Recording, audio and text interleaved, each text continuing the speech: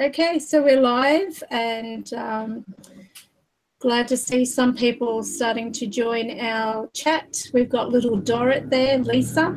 So thank you for being on our chat room. If there is anyone else there, I can see some people watching as well. That might be us. I don't know.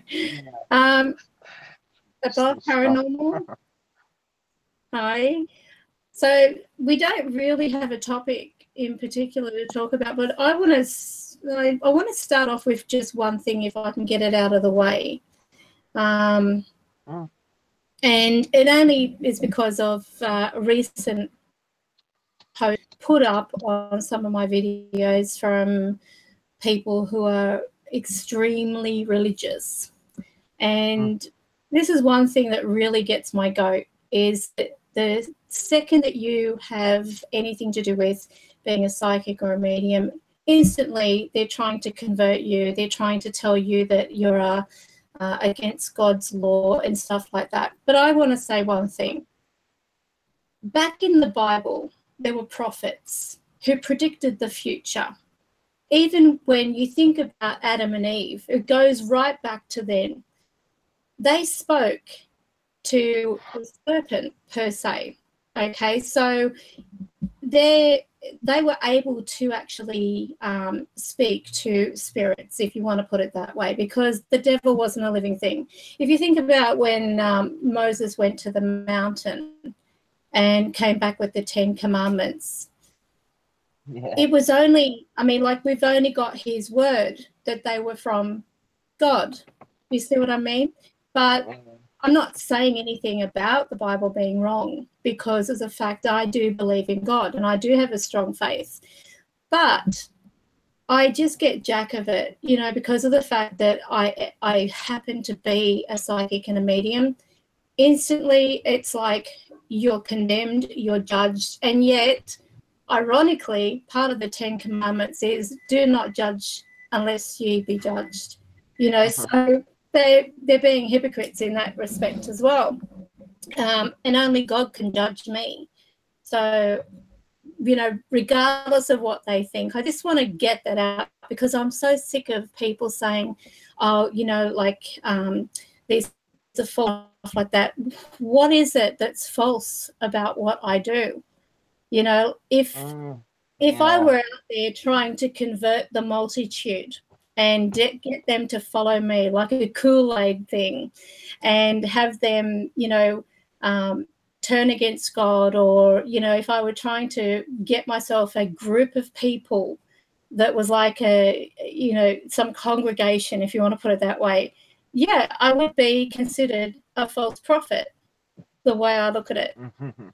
But I'm just, people come to me, and they come to me through word of mouth mostly. So it just really annoys me that they seem to think that there's nothing to do with predictions in the Bible, when the majority of the Bible is made up on predictions.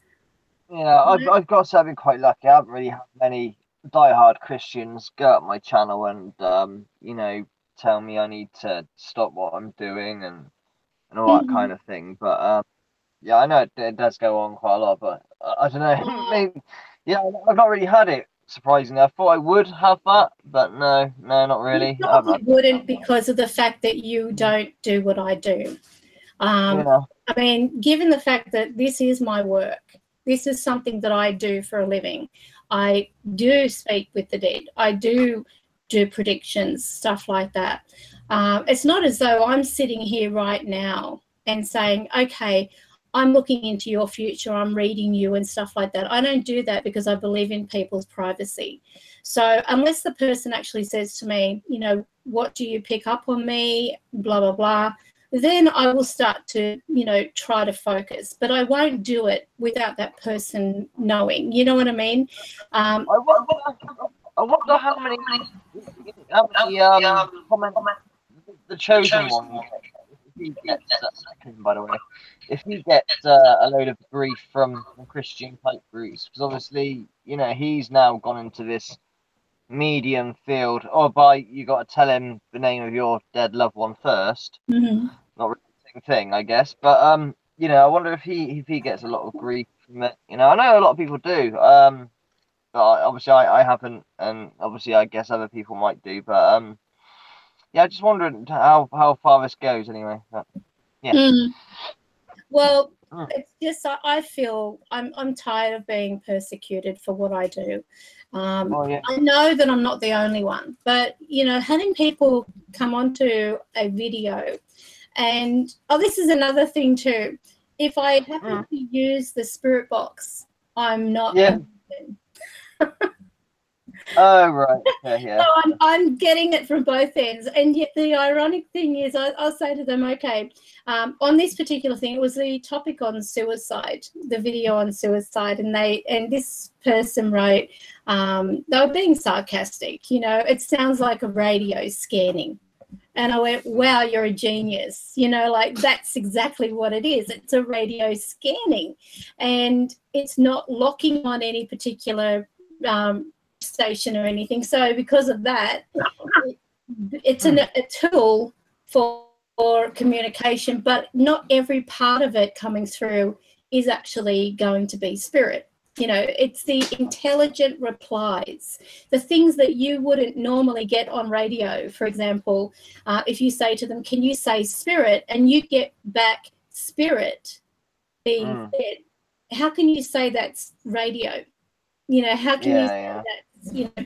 But anyway, I was livid because this person, because of the fact that I did that spirit box session, I said, now if I had sat there and asked, can you tell me what it's, you know, what happens when you commit suicide? What, you know, what happened to you, or that kind of thing, asking questions like, would you do it again? You know, if you had the chance over again. If I had sat back and then began relaying verbally what I hear, you know, without the spirit box, I would be then accused of, you're just forming your own opinion and giving that to the multitude and expecting to believe that. Yeah. You do, damned if you don't. I must admit, I love the spirit box because of the fact that it can validate so much that I actually hear anyway. There have been times where I've heard what they're saying, and then a second or two later, it's coming through the box. You know, so how can you make that up? You know what I mean? And so with the fact, I just want to put that out there, and those that are watching who say, you know, the Bible is against, predictions and stuff like that. The majority of the Bible, remember this, is actually based on predictions. The second coming, you know, Jesus' birth. This is meant to be like the end of days we're in now. Everything felt like the last 50, 60, 70 years, but you know, it's the last days now, and well, so how'd they know that? You know, I'm not going to go I guess they well, I'm not going to go telling people go and, you know, get into an underground bunker because the world's coming to an end. You know, who knows? Only God knows when the end of the world is going to happen. You know, so it just, but I mean, people are entitled to their own beliefs, and I'm so sick of these ones. You know, the worst kind are the ones that are suddenly finding religion, you know, and all of a sudden, because they've found it, they seem to have this idea that nobody understands it or nobody gets it but them, and their duty is to go out and convert. That is a false prophet when you think about it. That's someone who's pushing something, you know, it's these ones that are, you know, obsessed to the point where they push it down people's throats. That put people off religion. You know, so you're not helping them. You're actually, you know, it's like telling a person, go and lose weight, you're fat. Like, I didn't know. You know, like I was wondering who that big fat lady was in the mirror. You know, when you're saying things to a person which is stating the obvious, you know, it's like saying to a spirit, go into the light, you know. That spirit, oh, what? I'm supposed to go into that light that I saw, you know, like, wake up, Graham. So it is really frustrating, but you know, because there's no real topic per se that we have in mind. I just wanted to get that off my chest. So I was, you know, I was so angry about it, you know. Yeah. But anyway, so I'm glad I haven't had that.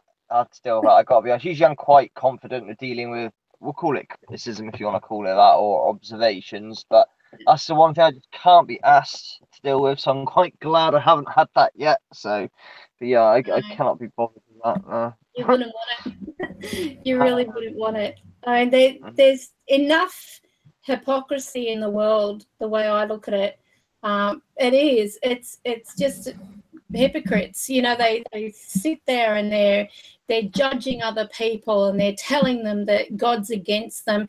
Are they communicating with God directly? Yeah. God to be telling them that I am a bad person, you know? I mean, even if I've even said to people who quote put this crap on my videos, look, I'm a believer in God, so I don't know what you're trying to do here. But if you have a look at that video when I found my father, I give a lot of praise to God. You know, I believe that he intervened.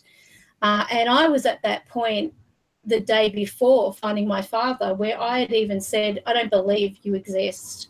I wiped him. I basically, you know, I cried myself to sleep, and I was absolutely so angry because it was like no matter what I did, everything was just going wrong. And I thought, how can there, you know, how I'm going to church, I'm giving praise, I'm teaching my kids about God and everything like that, and then all these things are just going. Don't even need to go to church. No, and this is the thing too. I mean, like, look, you must go to church.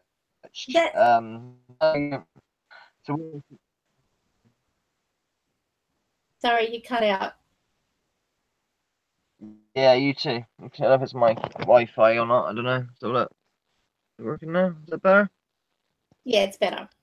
Ah, fuck it. I'll stick it. I'm trying to put it. Oh no. Oh no. Because I'm trying to save my data, you see, for the big event. I just read what Above Paranormal wrote. People who find religion are like ex-smokers. Oh yeah. It's so true. Yeah. But you know, I just think, you know, people should just mind their own business. And I think, you know, along these lines, if when people do have a reading with me, as an example, you're still there? Yeah, I'm still here. Can you hear me? Yeah, Can you hear me? I'm trying to put the phone in a better position for the Wi-Fi. Better signal. Okay. Yeah, if there's a little bit of, I mean, what is wrong with people who do mediumship anyway? I mean, the thing that annoys me are the ones who you tell them who you want to contact, and then they play off on that, or they goat you for information, and then they feed it back to you as if they were receiving that information. You know what I mean? That's what Huff's doing right now, literally. That's literally what Huff is doing right at the moment on his Patreon.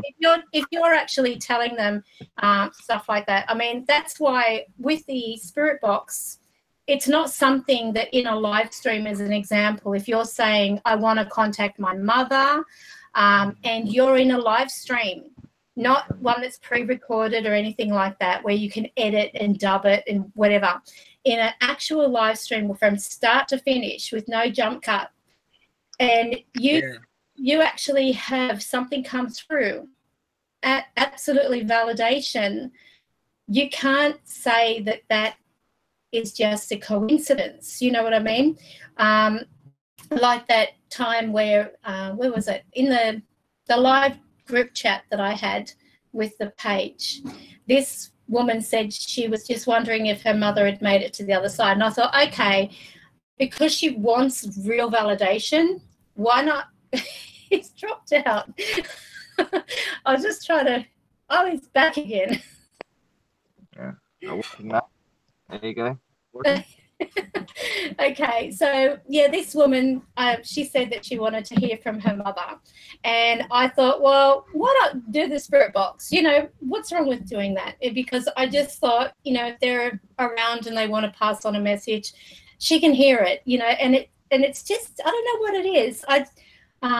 I think in a way the spirit box can spoil, you know, because I've actually enjoyed it to the point where having them hear that voice is wonderful, because they know that, okay, there is something really going on here, and it's not something that, you know, so I'm all for the spirit boxes. I'm 100% behind them if they're used the right way, if they're used in an appropriate way that's not abusing it or being nasty and stuff like that.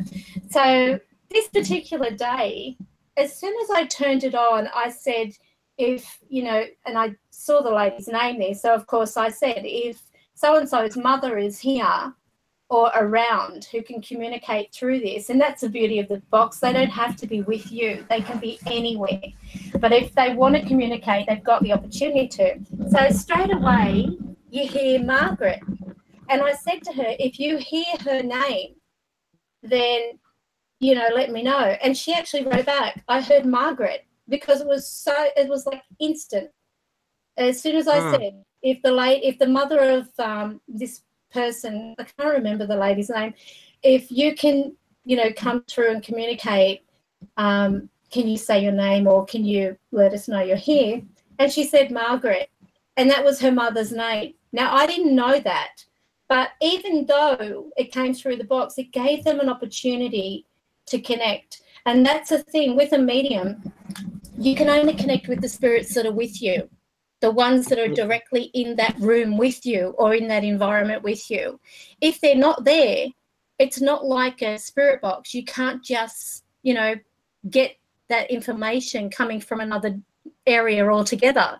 You know what I mean? Like, they could have been with her, yet they were able to still manipulate the spirit box, because I couldn't honestly feel any female around me. And I said, well, I can't feel any spirit particularly here, so let's use the box. And she came through. So yeah, that was wonderful. It was really lovely. So it gave her validation, and, you know, it saved me having to sit there waiting to see if anyone would come through and in the present with me. So she didn't have to do that. What have we got in here? We've got a few more people. We've got Albert on, Liz Hall, Above Paranormal, Little Dorrit Lisa. Hello. Hello. Quite a few on tonight. Oh, wow. Yes.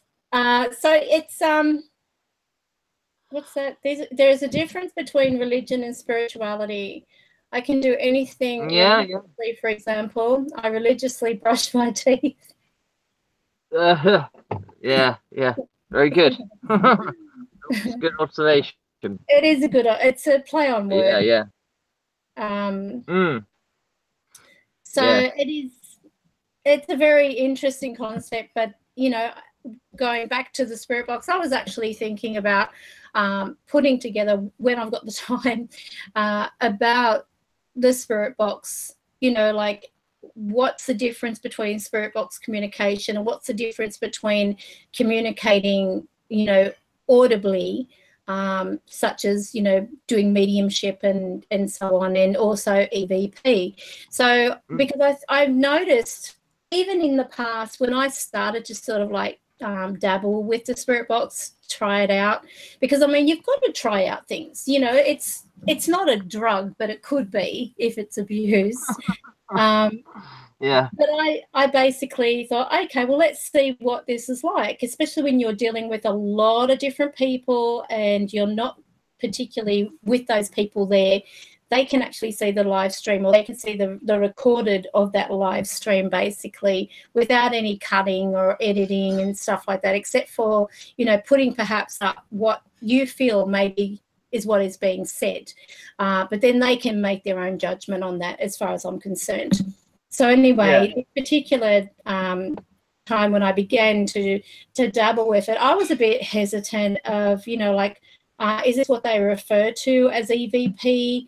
Because I've never studied this, I was taking it down as being EVP, but it's not. It's actually IVP. So, and I've seen a lot of videos where they're putting real EVPs from spirit, and then you turn it on and it's a person with a spirit box. Yeah. So it's not, you know, even though it's the electronic voice phenomenon, it's not a disembodied voice, if you want to put it that way. I just heard something. Yeah, that too. It's not a disembodied voice. It's something that is manipulating the actual audio anyway. But very, very interesting topic in regards of spirit boxes and so on. And so does anyone here have anything that they want to, you know, want us to talk about? Any? Yeah, you have to make this one. Well, you can stay as long as you want, but I've got an event going on tomorrow where I'm streaming in the woods late at night, so I can't stay on for too long. Like, yeah, I know. So I got to stay because I got to keep my data. If I use too much data, what time I will might. that be, roughly? Well, 10 o'clock in the UK. I haven't got a clue what it'd be where you are or anyone else, but yes, tomorrow at 10 p.m. But that'll be 2200 hours, I suppose you could say, UK or GMT time. But I'm literally streaming in the woods, provided the weather's okay. It doesn't start peeing it down. It looks quite rainy at the moment, so I'm hoping the weather's going to be as good as it has been over the past couple of days. But obviously, I've only got a certain amount of data each month. At the moment, I'm streaming to you now while my wife is at work. So I'm going to stay on here for about 20 minutes or so to save that data, because I'd be crap if something is going really well and then I run out of data. I must admit, I actually enjoyed your video based on the Mr. H. Your recent video. Which video? The one with about half. Oh, yeah. Is there anything you want to add to he's that? going all out now, isn't he? Being a medium. He's being a but you've got to tell him you're trying to get hold of, because you're stating your intention. So yeah, but we think he's adding MP3 samples to, you know, just to make it that bit more realistic, I guess. And we've got to prove that though. So I got someone who's gonna hopefully come up with the goods and prove it, but we'll see. Yeah. It's very difficult to prove that, but it's so obvious. It's not even funny. It's sad that you got to give, you know, that information first. What doing is focusing the camera at a speaker. Yeah. You don't even know what particular app is being used. You don't know. I mean, like back in the day when he used to do like the PSB7 as an example, or the Andy's box, they were so terrific. They were terrific replies that were coming through. It was good. But then again, you don't know when he began doing his jump cutting. Yeah. And I've never really stopped to think about, you know, like before I didn't think too much about the jump cuts. With I try to see people for what they are putting out and everything, but you get to that point where you start thinking, well, why are they doing this? Why is it going like, why is it being cut up? If it's a really short video like that one that I have, you know, found that why do you lie and everything like that, if it's a really short video spontaneously made, why is there any need for the jump cut? And I don't know whether you've seen a recent video that's going around. Let me see if I can bring it up.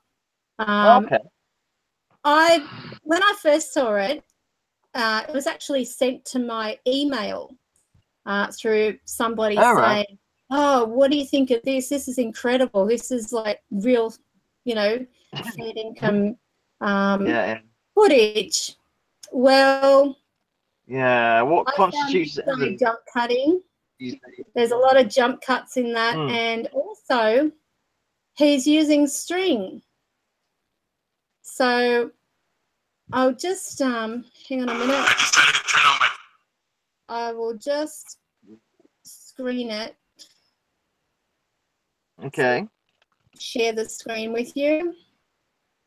Yeah. Please work.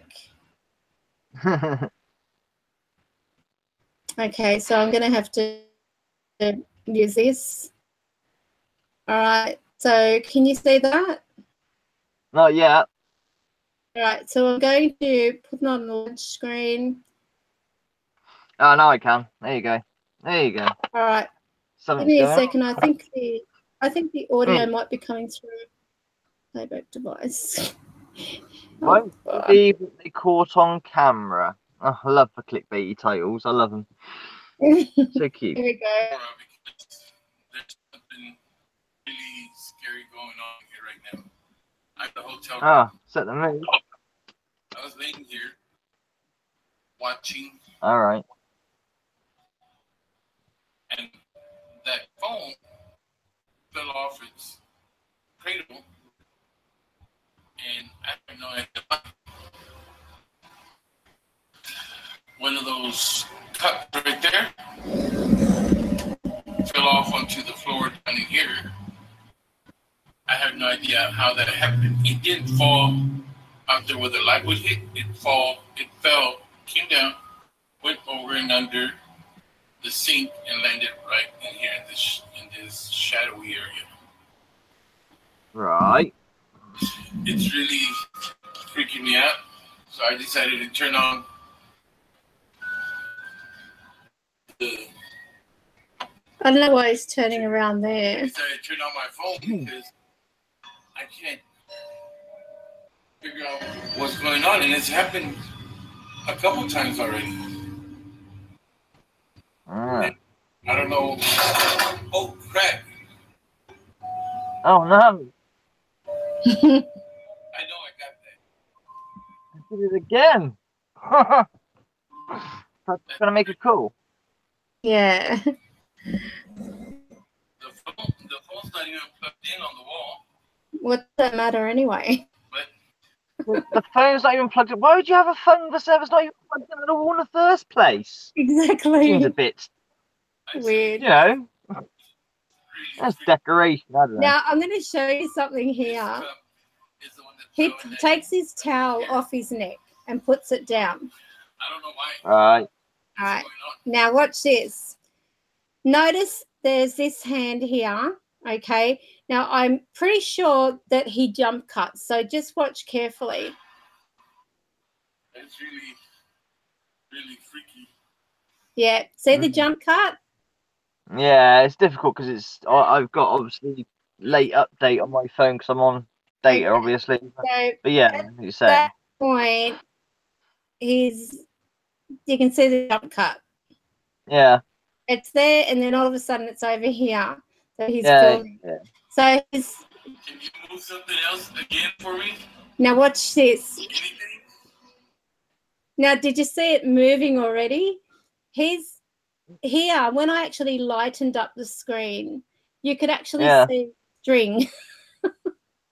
Oh, so I'm going to do it slowly. Now, as you can see, as he's moving, it's moving. Fucking amateurs.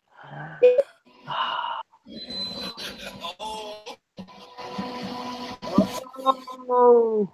And now he's jump cut again, so you know something else is going to happen. Who is this guy? Is this some sort of big YouTuber that's playing stab hand at a paranormal like coming towards him, so to speak. Like, it's obviously. Yeah. Why don't he keep putting around there? Oh.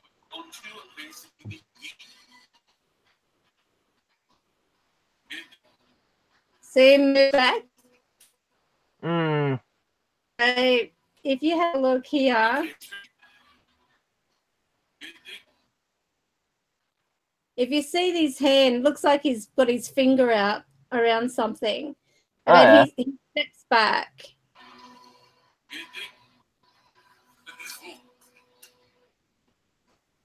Hmm. Okay, it's freaking me out, but you're not really scared. Oh, so scared. Get out of there. Get Another out of there. jump cut. Will you leave? Because I really would like to get to sleep. He's saying all the right things, isn't he? They have the same script. It's really weird. Yes. Can you move the phone again? You can see it moving towards him like on string. Oh, dear. So this is what gives real investigation a bad rap. Yeah. Funny. Well, I'd say it's funny. It's not, but it's just ridiculous. Well, it is, because it's basically making a mockery out of it, you know. Yeah. So Yeah.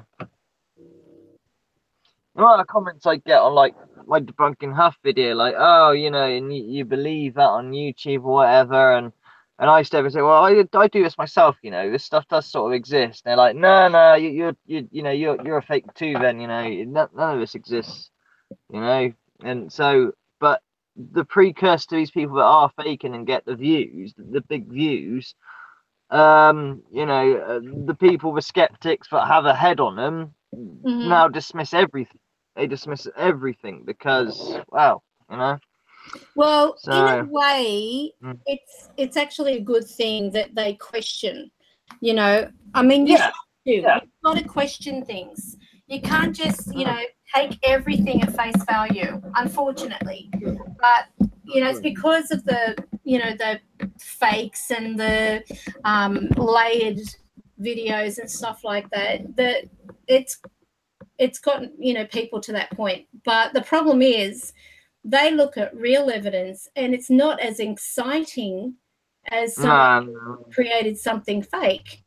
You know, it doesn't, it fails in comparison. So obviously because of that, it means that, you know, people are going to assume, well, that's fake. Yeah, definitely. But the question is, how do you prove now what is real and what isn't? Because unless transparent be as absolute as transparent as possible, you know.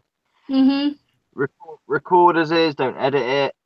You know, show movement and stuff. No jump cuts, especially, you know, unless like you're editing one section or whatever. But you know, just be as transparent as possible.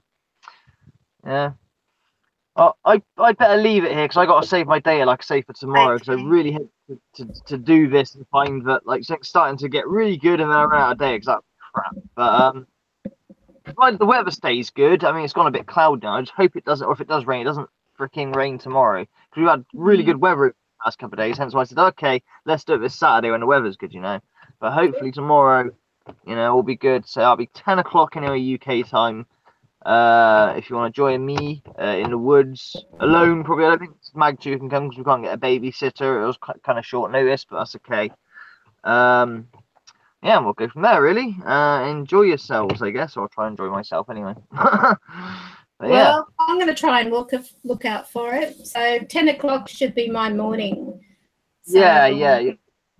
The day ahead almost kind of thing. It's really weird, but yeah. Great. So everybody make note, 10 a.m. or 10 p.m., sorry. 10 p.m. for Orders channel for the live stream. So look forward to that. Anyway, have a good day. Save your stream, your data. And I'll watch if I can. I'll try to have a look at what time that would be. Yeah, no worries. Catch you later, Fredless. Bye-bye. Bye. Okay, so well,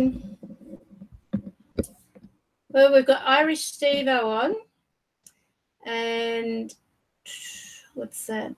if you thought it was a jump cut, you got the wrong intel, number one. Whoops, hang on, where are we? Having a look at some of your... One good thing is that YouTube are now saving the actual live chat, which you can actually follow and find what people are writing in there, which is a good thing. So above paranormal, he needs to start claiming he feels surrounded. Hell, I really need to follow this this live chat to find out what's going on. But so what are you guys talking about?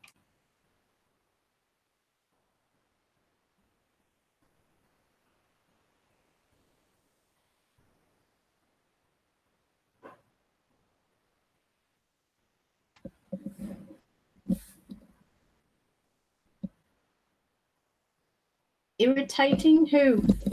Who's irritating?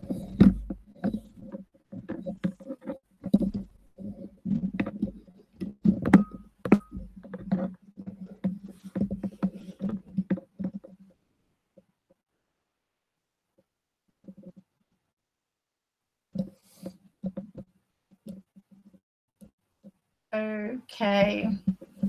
Yeah, to be honest, I wouldn't know what he's putting up nowadays. I've just completely, I get too annoyed. I watch what Order puts up, and I just shake my head, you know, in regards of, I mean, because when you think about the amount of, as I mentioned before, jump cutting, I don't know why people jump cut so much. I mean, look, in my videos when I'm putting my evidence together and stuff like that, not everything is going to be from the same time or the same, you know, recording, if you want to put it like that. So I will, like, if there are many other things that have come through, like, for example, when I did that live stream with the light going on, that was actual in real time, so people could see the responses in the actual same recording, and there was nothing jump cut or anything because it was live. It was actually live. With the Facebook page, when I do my live streams there, I might share some of those live streams on YouTube for those that want to share outside of the page, because they can't share anything from the page on their page on Facebook because of the fact that it's a private group. So there are some things that are very sensitive that are discussed in the actual private group that may not make it to YouTube because of the fact that I'm either, you know, there are some things that I have mentioned that I don't want spread across the World Wide Web. So it's only those that are in the group that have the opportunity of hearing that or being shown certain things. What's this? How is your relationship with D going? Are you still together? Who's talking? I don't can hear something playing with your mic, Karen. Okay. Like something just touching it lightly. Well, I've got these lapel mics on, so maybe it's just my hair. Maybe I'm just, and hopefully that's not causing it. So if my hair gets caught in it. So hopefully that, just trying to read what you've got here. Yeah, it's probably my hair. So don't read too much into that. It's been quite quiet of late, like they're not really touching the light now. So it was that particular evening when they were turning the light on, getting my attention, and so I thought, well, I'll share it while it's in real time. So hopefully you all enjoyed that, but that was no jump cutting. If I do, as I mentioned, use segments of other videos and I put them in you know, like if it's audio that comes through, like readings and stuff like that, I'll compile them so it's like a compilation, and then I will present it as one. But with the ones from the actual group sessions, the private group, you're probably not going to see the whole video because of the fact there are some things that are private that I don't want, you know, aired to the public and so on. And these may be private things that I share or what have you. But anyway, hopefully you're enjoying those. As I said, they're mainly because some of the people had tried sharing from the actual group itself to their page, and they couldn't do it because it's actually a private group, so it's not going to share on their page outside of the private group, and that's the only reason I did it. I wasn't on last week, had a few things happening in my home, not paranormal, by the way, family-wise. Still quite exciting though. Hopefully everyone's been well and taking good care of themselves. It's very, very cold here in Sydney at the moment. It's freezing. And at one point there, I didn't think my air conditioner, my split system was working. So luckily I can get the heat going. I don't know what's going on. It's been a few weird things with electricals. I don't know whether you saw on my live stream. It was crazy. A bill, where is it? I'll see if I can find it because I shared it on the live stream. There was a bill that was like, you know, over $1,200 for electricity, and I don't use, you know, electricity for my hot water or cooking. That's gas, and yet my bills normally are steady like $400 and something, but all of a sudden there was this incredible surge of power being used in between midnight and 5 a.m. Go figure. Really, really weird. I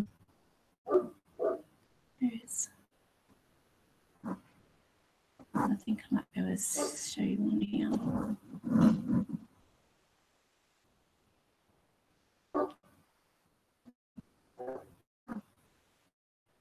So,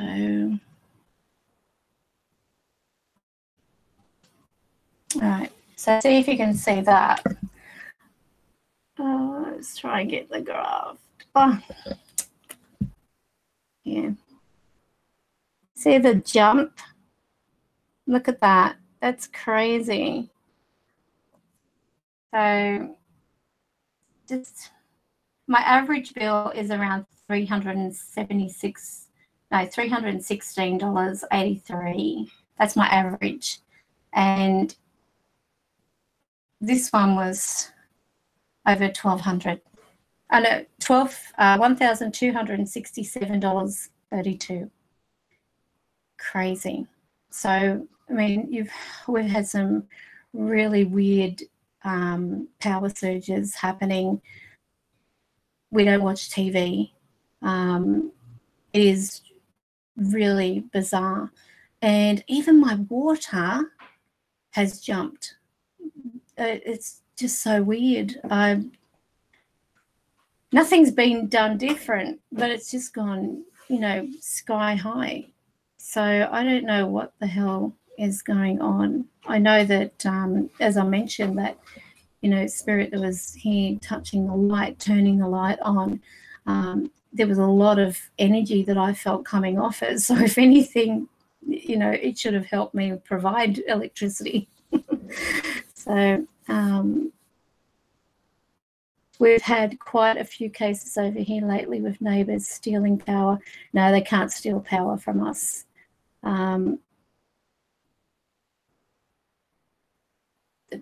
It's weird being the time that it is happening. Yeah, when everyone's asleep usually. So it's not a normal. It's not normal at all. Are you in a terrace? 3 level. No, not a terrace. Going to send a handmade pillow to scream into. I don't need that.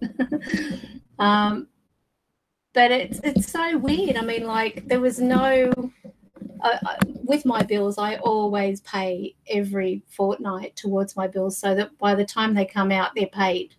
And I'm usually getting bills that say nothing owing, in credit, blah blah blah. And then all of a sudden, to see this, I was like, what? You know, as you can see, I've got just one light in front of me. I've got the candle going. These like little tiny, you know, huff lights. They are like maybe 10 watt, if that, not even. But this is what can happen when you've got spirit around at times, depending on what is going on, the amount of energy. There are times I have a very good supply of nice, steady type of amount. As I mentioned, the average is around $316. So to go up, what was that, 80, 90% high is just ludicrous. Absolutely ludicrous, especially when nothing's done differently, especially when we don't watch TV. We have TV, but we don't have the TV on. It's just mad, absolutely mad. And I spent at that time. So anyway, people can steal power, but it's usually marijuana grow houses. Well, with us, they would have to actually physically run a line from our place to theirs, and there's nothing like that. Everything's been checked. They can't find out what's doing it. So at first I thought it might have been like some appliance that's, you know, on its way out, so to speak. But they've tested them. There's nothing wrong. Nothing wrong. So you just got to watch it. We're double checking everything, making sure that the power boards are turned off, making sure that, you know, we don't have unnecessary power points turned on where they shouldn't. But I mean, there's nothing that would be sucking that much power. No, it's a freestanding 3-story. So our neighbours, they can't use it anyway. Like on one side of us, there's nobody there, and on the other side of us is an old woman who I don't think is going to be doing too much pot growing. So it's weird, really weird. No, it doesn't. It doesn't explain the increase. Oh, they've tested it. They've tested the meter. Just no explanation. And the time is just the weird thing, because it was like every single day between midnight and 5 a.m. And they said, are you doing anything at that hour? Sleeping, trying. It is new. It's not that, it's like 5 or 6 years old. So it's still technically new. I don't know. I don't know what's going on. I'm going to have to try and figure it out. But I've noticed that there's been like, I mean, the resident spirits are still around, but it's just been really weird. It's really weird. Like some of the communication that I've had, even with readings, they've wired your house to the street lights. No. As I said, they've tested everything. There's no explanation to the street lights come on a lot sooner than that anyway. But that would be great if it was an explanation like that, then I wouldn't have to pay. But I've already paid it. You know, just get it over and done with and let them sort it out. So yeah, it's weird. I can't understand the logic of it. Because I mean, I've had. Do you have a pool? No. Well, yeah, but it's not like with the motor. It's not going at the moment because of the season. Like here, it's freezing. Don't know. I really don't know. So don't know what to do. In the USA, it could totally happen. That's terrible. Terrible. But there's been a lot of, I mean, I even went to the point I changed provider because I thought they were ripping me off. But the thing is, the provider is the same one. It's just the it's just the company that you go through. But anyway, oh, it's completely empty. The pool's empty, Matt. There's nothing in it. It's drained completely. So there's nothing in it. So it's not that.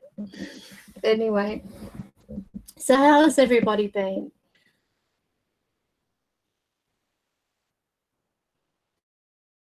Well, the meter is actually at my front door, so I would notice if there were. And there's no PowerPoint plug in that, so you can't actually plug anything into it. So, as I said, they've tested it. There's nothing that they can see that is explainable. There's nothing. They've tested the PowerPoints. That's all under the ground. As I said, it's all being tested. Everything's been looked at. There's no explanation. Stop trying to think about all these other things. It's all been tested. But anyway, let's move on. Now, trying to think. Oh gosh, there was one thing I was going to talk about, and it's completely slipped my mind. I'm having one of those days, old age days. Yes, there's nothing quite like it. You should try it. Nothing much has been really going on except, you know, like just reading, doing my readings. We've changed a lot of things. What's that? OBU? Oh, OBE. I was going to say, what's an OBU? Yes, I have. So it is a very surreal experience if you've had an out-of-body experience. I still can remember, and I've probably shared this experience with you. It was not something that I was expecting to happen. It just happened.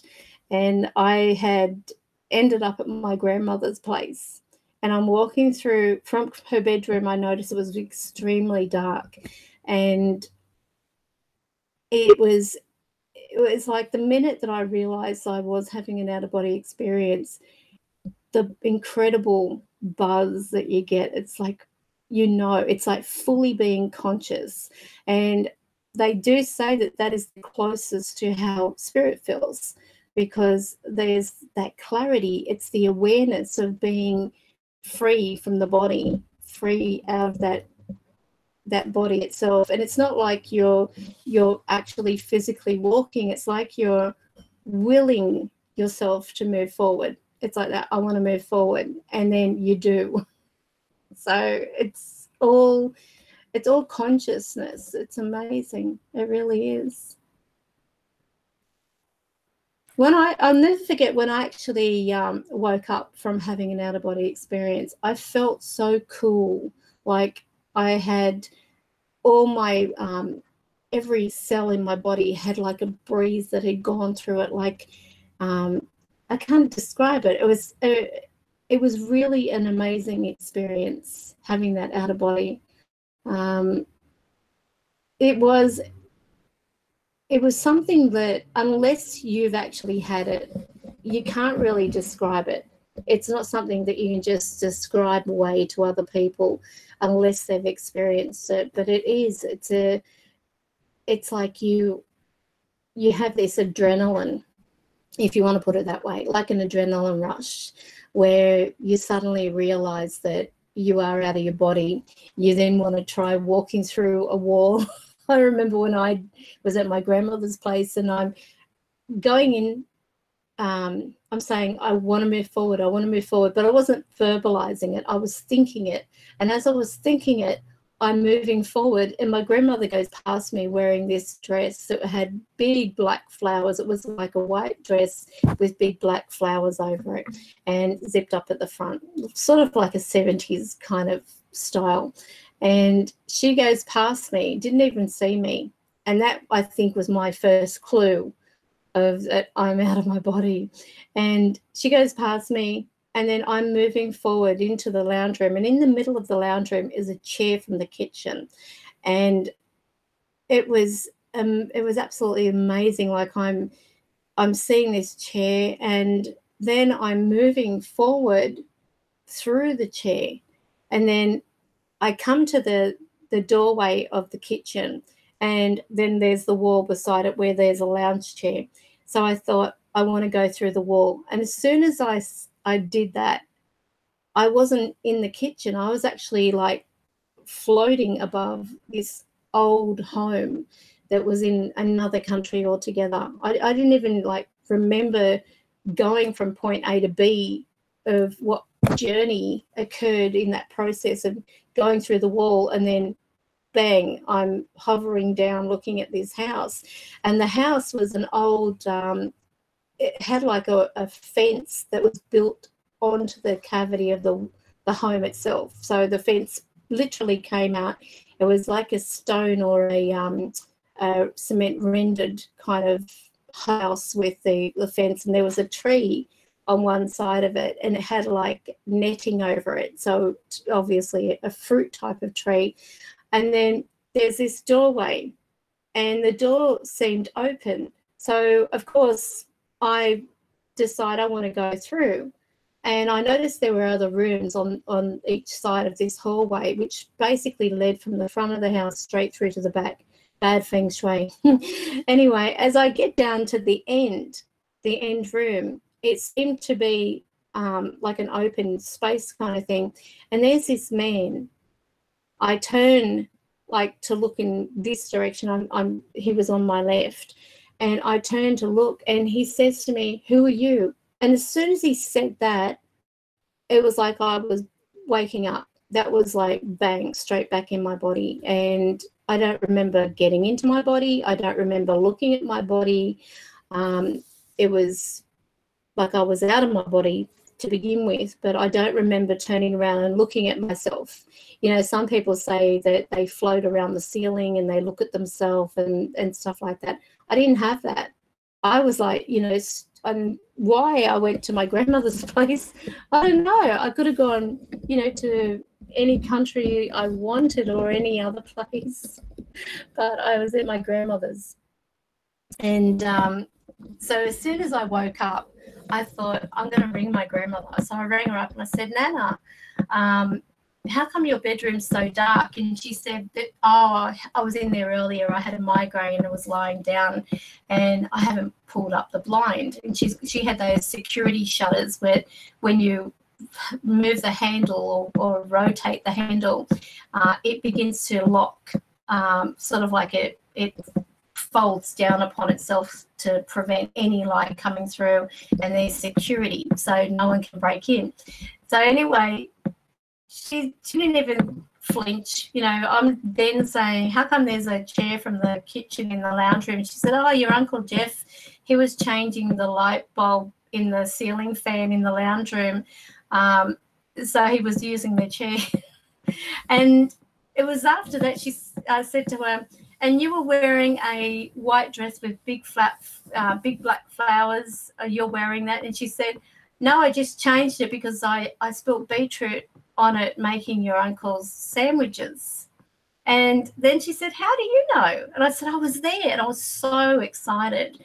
And it wasn't until years later that I found out where that second part of my experience fits in.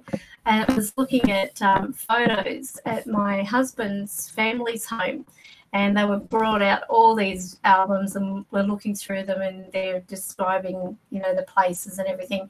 And one photo in there was of this house, that one that looked like a cement rendering, and the fence built on the sides of the house that came out of the same type of material. And oh, thank you, Lisa, I think. So anyway, I said to them, does a man live there? And they said, oh, used to. And I said, what do you mean? And they said, oh, he killed himself. And I thought, oh, you know, and they said, why? And I said, oh, nothing. You'll probably think I'm crazy. And they said, go on, tell us. And I told them. And I said, and I remember going down the, you know, this, like, the front of the house, the hallway went straight from the front door, straight through and to the back. And they said, yes, that's how the setup was. And I said, and he was on my left, and I was describing, like, you know, he was sitting there with his back against the wall, looked up at me and said, who are you? And they said, no. And they said, well, that's where his body was found, because he blew his brains out. I went, oh, great. So hopefully it wasn't after seeing me. That's how I felt, like, oh, my God, you know, like, that's where he was when I had this out-of-body experience. And this was well before I met my husband. So it was crazy to see that actual house. So I don't know whether that was like a premonition that happened through out-of-body experience, which I'm assuming in some way there was a link, if you want to put it that way. But that was just a really incredible event. Out-of-body experiences are just mad. What's this?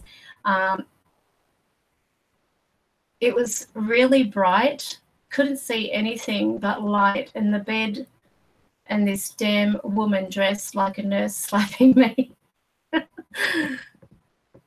If that was real, I'm doomed, because I swore at an angel in heaven.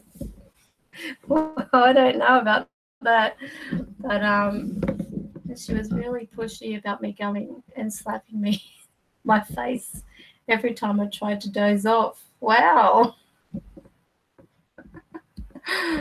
Oh. The one thing that has always stuck was how dazzling the light was, but didn't hurt to look at it. Well, I've had a really few weird experiences where, or how can I put it?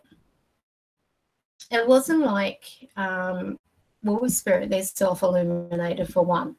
But when you have an experience, and I don't know how many people out there may have, but have you ever had a situation where you could be doing something, and then all of a sudden everything around you goes complete white to the point where you can't see anything in front of you? A friend of mine once said that might be what they call a migraine in the eye. And I put it down to that, not thinking anything of it. But the weird thing was, it was like everything around me, furniture and all, disappeared.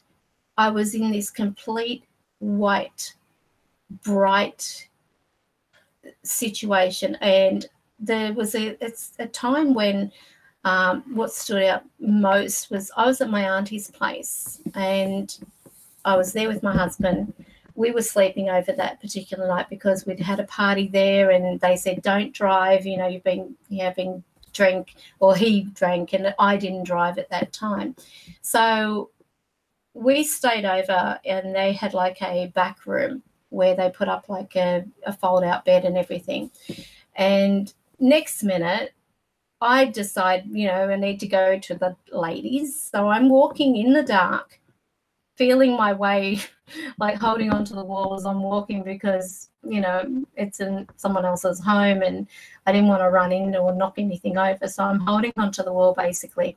And I'm getting halfway from where the front door comes through to meet their hallway. As soon as I started to walk down that area, it was like everything went like complete white. I mean, it was dark. It was pitch black, basically, with a little bit of light coming through the windows, because they've got those ceiling to floor window things. And the light that was coming through from outside was just enough to sort of like see your way, but, you know, with your eyes trying to adjust and everything. But it went complete white. Everything around me, I couldn't feel the wall. It was like the sensation of the wall disappeared. I reached over to try and feel for the lounge of the sofa. Couldn't feel that. I couldn't feel anything around me. It was like I had this tingling sensation. I was completely submerged in this white, bright light. And it stayed for a few seconds. And then just as soon as it came, it was back to normal again. And I thought that at that time, maybe I had, you know, stepped into the energy of a spirit, because that can happen too, where you start feeling like, you know, you've got little tiny nerves in your body that begin to, you know, set off type of thing. But having that everything go white was just really weird and freaked me out, I must admit. There was another time when I was driving, and this was like not a couple of years ago, if that, and all of a sudden it was like something came right up beside me inside my car as I'm driving, doing about 80 kilometers an hour. And I had gone over this bridge, and as I was going over this bridge, it felt like on my left side, all this tingling and energy that was close to me, and that side of my vision completely went white. It whited out, if I were to use that expression. So what's that? What time was what? Oh, okay. So Lisa, you've had that kind of experience. It was so weird. So when I see spirit, like that time when Chris first introduced himself, I was actually lying in bed. My daughter came in and said, you know, can she sleep in my bed? And I went, yeah, okay. So she climbed in with me because she said she was being annoyed. And I didn't question. I just said, okay. So she hopped in, and I was buggered. I was absolutely buggered. And I started to doze off. And all of a sudden, right in front of my eyes, was this bright light, and it was, see that thing here in the background, the crystal, it was white like that, so bright I could see it through my closed eyelids, and I could feel the nerves in my like I've got a filling here in the back of my teeth in the one of the molars, and that started vibrating, and I could feel like nerves twitching in my face from the energy coming off this light. And then I heard, hi, I'm Chris. I really love you. And I was like cowering away, trying to sort of like bury my head down type of thing in my chest, because I don't know any Chris and I didn't want to encourage him. I knew it was a spirit, but I, you know, not knowing any Chris in particular, I did not know what kind of spirit he was at the time. So I didn't look at him. And then the next day I was telling my daughter about, you know, having this Chris introduce himself to me. And at that time, my other half was driving on the other side of Australia doing gold mining. And at 4 p.m. in the afternoon, the ambulance was no heartbeat. Oh, what's this?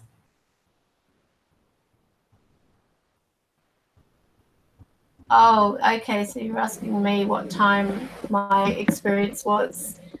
Well, the first out-of-body experience that I had where I went to my grandmother's was actually in the daytime, because I decided to take a nap when my daughter was having a nap, as you do when they're little. So I laid down on the lounge and began to doze off. It was like within seconds I was asleep. I must have been pretty tired is all I can remember, because when my daughter went in for her nap, I took the opportunity to have a bit of a sleep, and then it was like even that short period of time. And I don't know, to be honest with you, I don't know how long I was having that out-of-body experience, because it was like as soon as that man said, "Who are you?" and I woke up, I felt so refreshed. It was weird. Even though I knew that I had been out of my body, and my grandmother validated it because of the fact that she turned around and said that, yeah, she was wearing that, and they did have the chair from the kitchen in the lounge room and so on.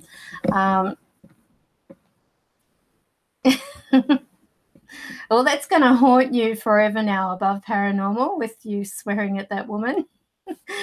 But it was daytime when I had that. So it's really amazing. With that particular incident, though, at my aunt's place, where I basically was awake, going to the bathroom, and everything around me went white. It was really late at night, because I know everything was pitch black, little tiny trickling of light coming from outside. Then with the driving, that was in the daytime. So the good thing was it only affected this side of my vision, but I could still see out of this eye, fortunately. Otherwise, I could have easily had an accident, because it was like nothing I can explain. It's just how can you explain? It's like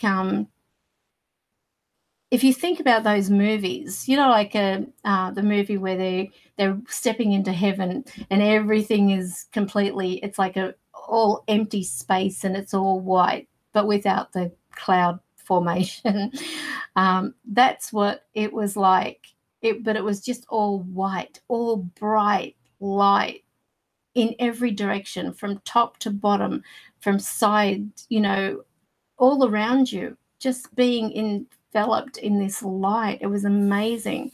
I don't recall anything to the point where when I was walking to the bathroom that when I had this light move away or whatever, I was on the floor. I wasn't on the floor. I was still standing. So it was really bizarre. It really was bizarre. So, yeah, and it's like you cannot feel anything around you. Whether it was like I had an out-of-body experience, I don't know about that, especially with that light. But it really was an incredible moment for me. And I felt so peaceful, though. But it wasn't like it was like after the fact, after the event, I sort of freaked, thinking, what the hell was that? But during it, I wasn't. I was calm. I was like, wow, but it was like I can't even describe it. I'm lost for words, even at this, having it several years later. It's not something that you can just say, well, this is what happened, very casual, because I don't have all the answers to it still.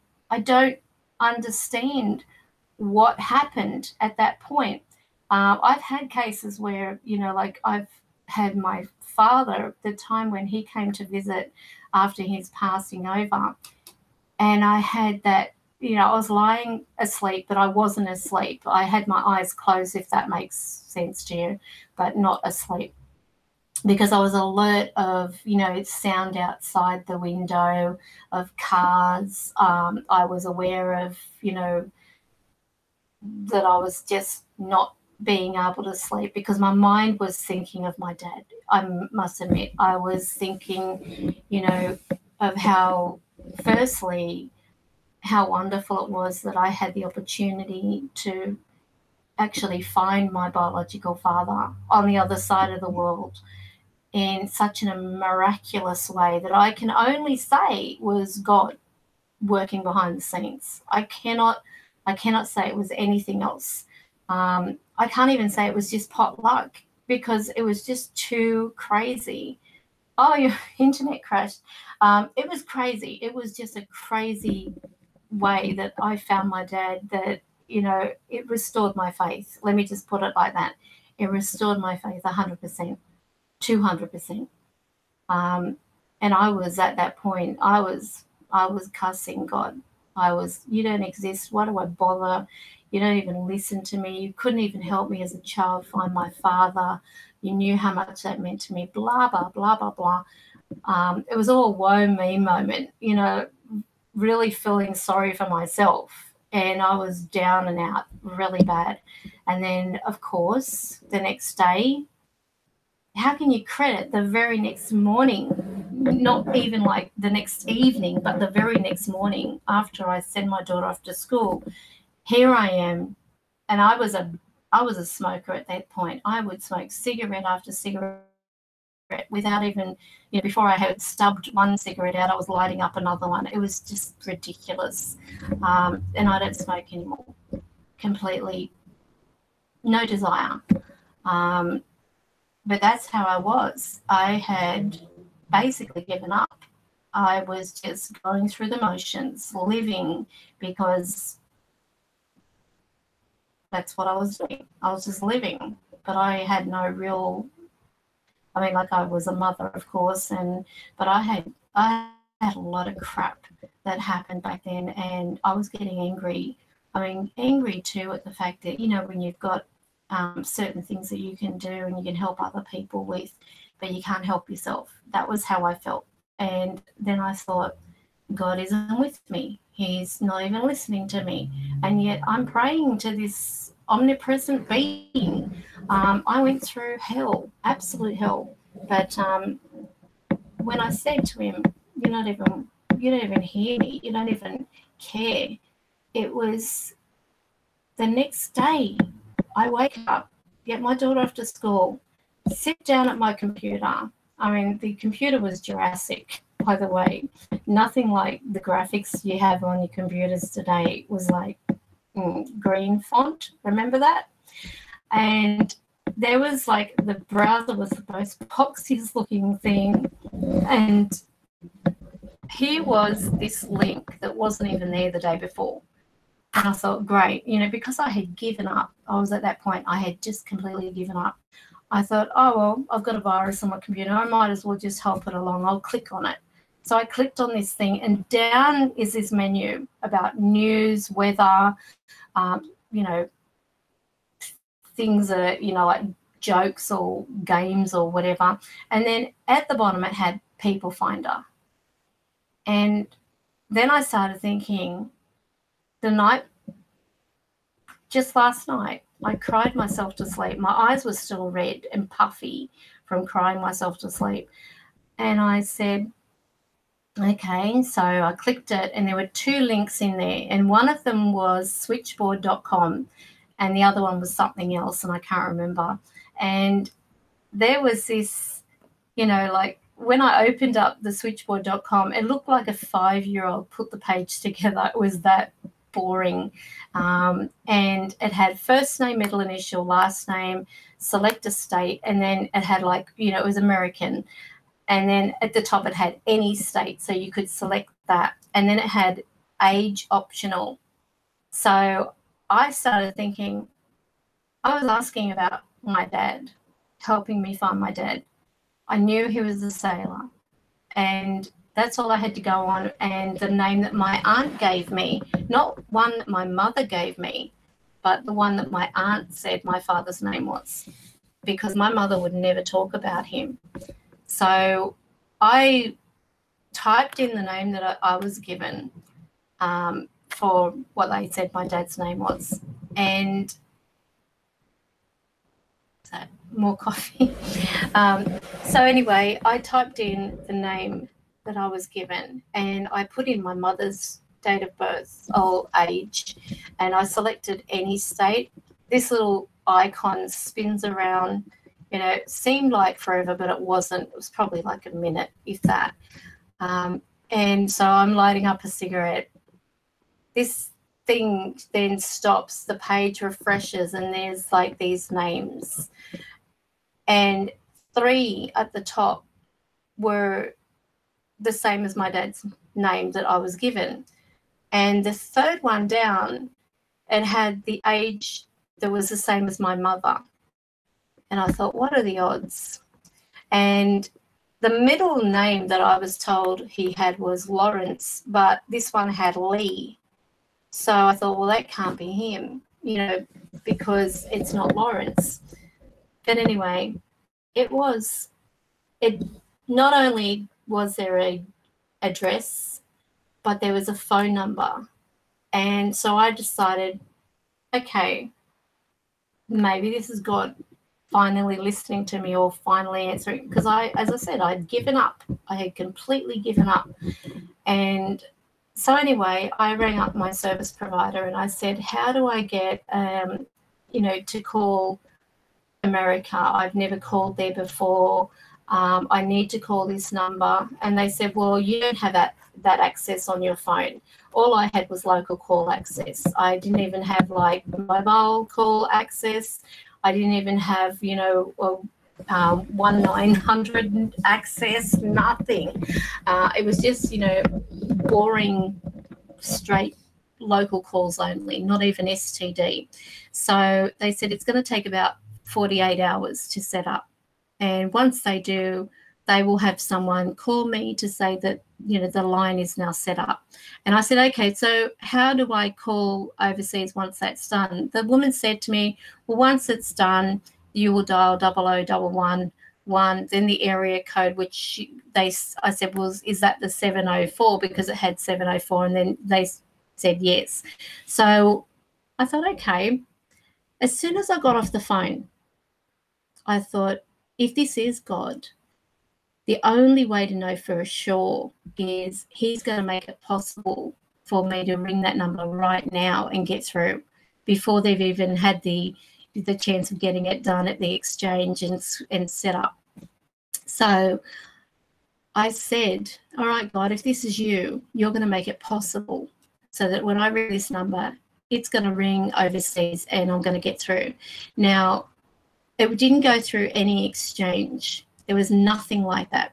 And the weirdest thing was, it rang, he answered. We sat talking for nearly 3 hours, sharing our life story of, you know, like catching up, getting to know each other type of thing. He accepted me like that. And he said to me, he always wondered why God let him live, because he had half of his like skull blown away from a gunshot, and they had to basically pick the bone of his skull out. And he couldn't walk. He was in a wheelchair. You know, it was like he questioned why God let him live, and he said, I know now why he did. It was because my little girl was looking for me. And to be accepted, that's all I wanted, was to know my dad, to be accepted, to know my roots and everything like that. So anyway, cut a long story short, the next day I get a phone call from my service provider to say, you've got the go-ahead, the green light now, you can call overseas if you want, because your phone's just been connected. And I said, what are you talking about? I've already rang overseas.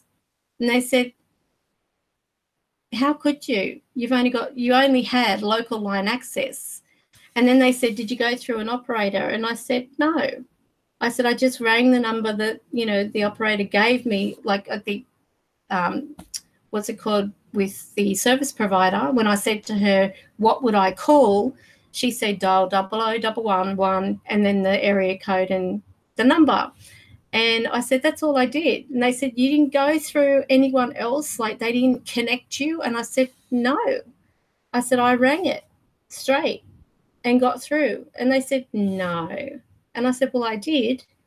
And this guy couldn't believe it. He said, no, you couldn't.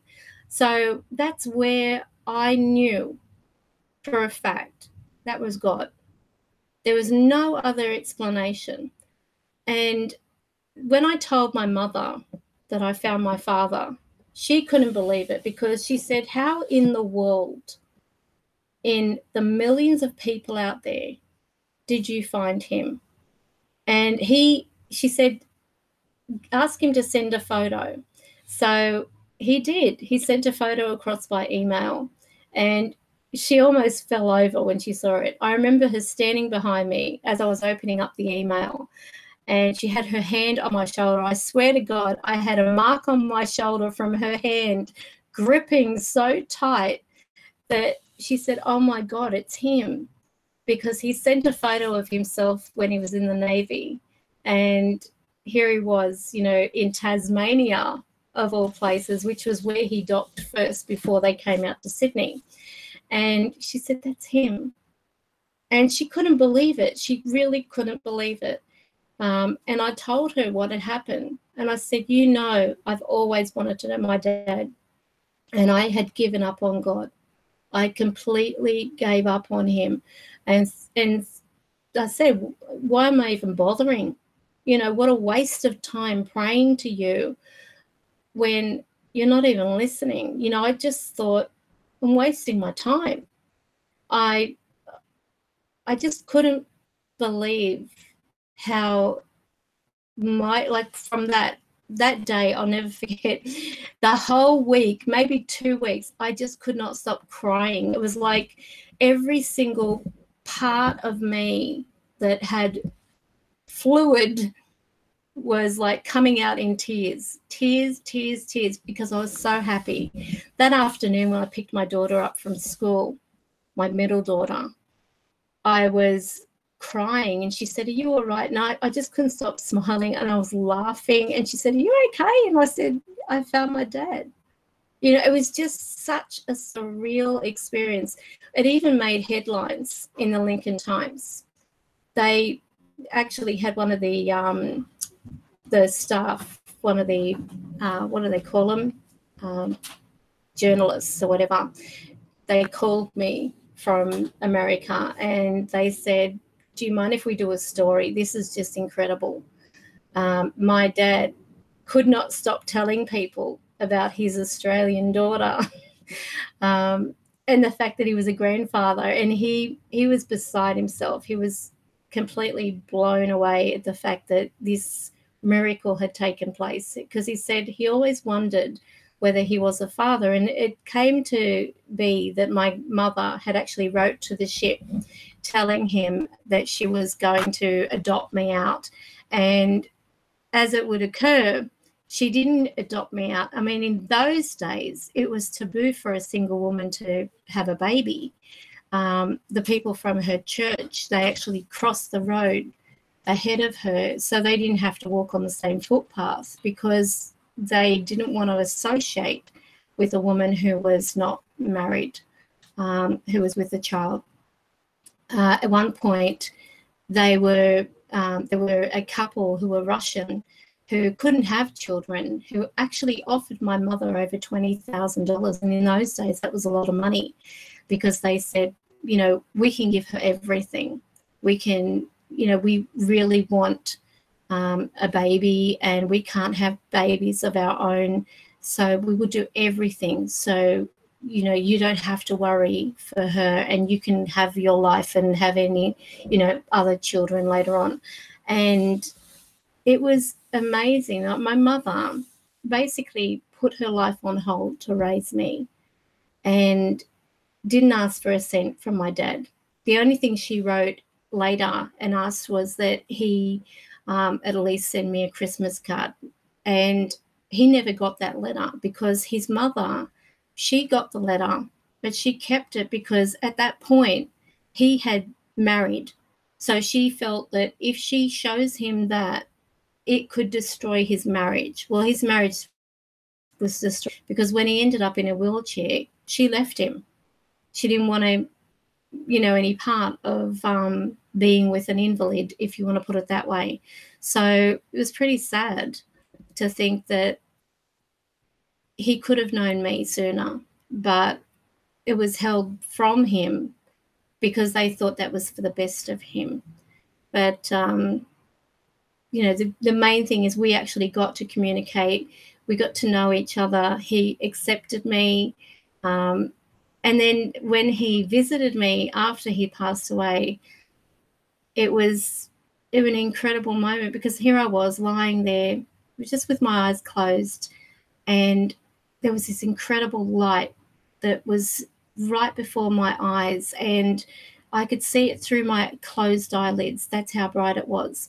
Then all of a sudden I heard his voice saying, I want to give you a hug. And without even thinking, I didn't open my eyes. I just reached up and I said, I want to hug you too, Dad. And then it was like the light went on for me up here. My dad's here. And as soon as I opened my eyes, everything was dark again. And I thought, I missed him. I missed having the opportunity of actually seeing him face to face for the first time in my life, because we never got to actually meet in person when he was living. We communicated through phone, through email, stuff like that, correspondence, letters, but never got the chance to meet face to face. And that was my chance that I felt to see my dad's spirit face to face. So since then, I have had the opportunity, but the first time was when it was his birthday and I began recording with my mobile, and I was half asleep. So as I'm talking, I've got my eyes shut, and he's saying, I'm the proudest father in the whole wide world. And I've got that video of his actual words, which is actually on the channel itself. So, I mean, it's the second most played video. There's been thousands of people who have actually listened to that video, and you can hear him. You can actually hear him. And what's amazing with this is that it was just using an iPhone, and I think it was the iPhone 4 or 4S, nothing fancy. And on this, you can actually hear him saying also, there's a whole new world for you. And as he's saying it, if you wear headphones, it sounds like he's moving from one ear to the next. Now, everyone who has an iPhone knows that you don't have surround sound on an iPhone, especially when you're recording. It's like both speakers at once. If you're talking to an iPhone, you don't have like a left and right kind of speaker thing. It's like both speakers at once. But his influence through that recording, magnificent. And he said to me, share it with the others. And I did. And then I had people saying, can you get it clearer? And, or what did you use? You know, like as in, you know, I've got up there what I used was just an iPhone. It was a very personal moment for me, amazing experience to have my biological father, who, as I said, the only bond that we had when he was living was through telephone and letters and emails and sharing photos back and forward and so on, and not actually having that chance to go over there and physically give him a hug. And that's all I think he wanted to, was, you know, when he came to see me. And this is why, you know, people say to me that spirits can't cross salt. That's a load of rubbish. The oceans are full of salt. And yet my dad came all the way from America to stand by my bed to tell me that he wanted to give me a hug. And it was just absolutely beautiful. So he was from Lincolnton, North Carolina. And with my grandmother, we connected so well. I mean, after my father, after he passed, she went, you know, she longed for him. And I remember when he visited me and I was then talking with my grandmother, his mother, one day, I said, Dad is dancing. He's dancing with my mother, because my mother passed about a year, 2 years after, before my dad passed. My mother passed away. And then about 2 years down the track, then my father passed away. And it was you know, I didn't know whether she would meet up with him or not. And he said, your mother's got 2 left feet. My mother used to do go-go dancing, you know, like, so, you know, like she'd do that kind of thing. And but I never knew mother to do waltzing or slow dancing or anything like that. Even when she got married to my stepfather, there was no like slow dance kind of thing. They just, you know, it was like a celebrant wedding in my stepfather's brother's home. So it was really funny when my dad said, your mother's got 2 left feet, because then I learnt from my grandmother, his mother, that he was a very good ballroom dancer. And he was, you know, he must have been like trying to teach my mother on the other side.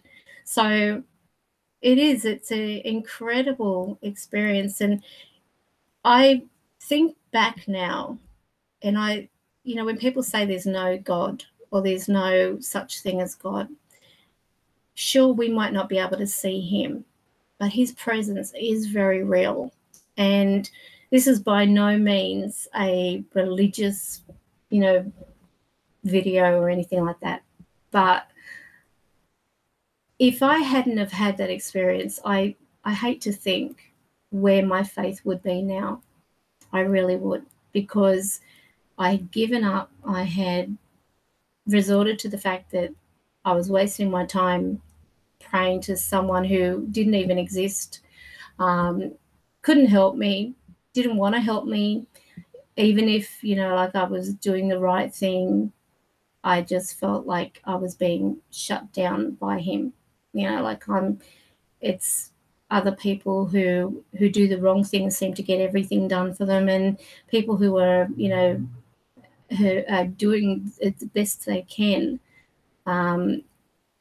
they struggle, and he doesn't help them. And I was angry at him. I was very bitter. But I think to myself, okay, if I had waited just a few years longer, I wouldn't have had the chance to know my dad. I wouldn't have had that opportunity of finding him. So what's that? I don't think you need to have a God to have a heaven. That's just a personal thing for me. Everyone to their own. Honestly, it is something that is a personal choice. It's a personal, I mean, my dad didn't talk about heaven. He talked about it's a whole new world for you, or there's a whole new world for you. He talks about a new world. He doesn't talk about, he didn't use the word heaven. Even my grandmother, on her deathbed, she was in hospital, and I remember my aunt saying to her, do you know where you are, Mum? And she said, I'm in paradise. And what was weird is right in front of her, where her bed was, she was in this area where they had like the curtains around it first before they moved her into the dying room, if you want to put it that way. And right in front of her was a whiteboard where the nurses write names and everything like that. And you wouldn't believe there was actually a name on that board, J. Christ. And that was right in front of my grandmother on the board. When they asked us to go into the prayer room while they were, you know, taking the oxygen off my grandmother, and they were going to give her something to help her go to sleep and then move her into the dying room. When we came back out after they did that, the name was gone. J. Christ. It was there. We all saw it. And then when we went back out, that name was gone. Even when we left, it was gone. I remember I was sitting right beside my grandmother the day that she had left, basically. When we went into that dying room, on the end of the bed area, there was my aunt, my other aunt, my uncle, my cousins, all standing there, and they were talking. They were sharing memories of, you know, the funny things that my grandmother said or did, and you know, she was very she was a good person, a very good person. She was the kind that would read a part of the Bible every night before going to sleep and everything. And she was such a forgiving person as well, never judging, you know, always accepting. And that's what I loved about her. You know, if I could be like a quarter of the person that my grandmother was when she was alive, I would be a bloody terrific person in this world. But she was very accepting. You know, she, even with my ability, she didn't encourage it, but she said, you know, well, that's what God's, you know, he's given you this for a reason. And you shouldn't question it. You should just accept it.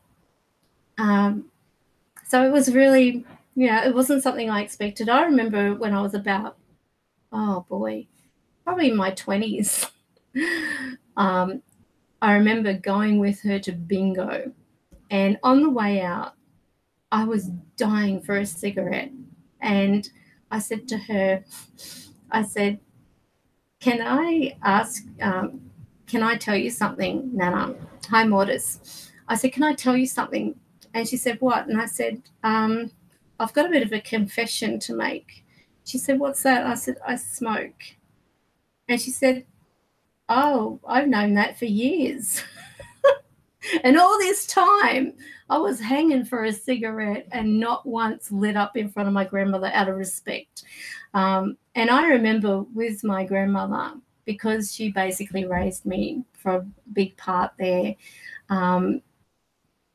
she was always, you know, like my mentor, if you want to put it that way. She was always the person that we could turn to. Anyone in the family could just turn to her, and she would be there to listen to your problems, help you through things, and be that shoulder to cry on. And in this particular case, where it came down to my dad and everything like that, she said to me, God does work in mysterious ways, and what you've experienced is him saying he doesn't want to lose you.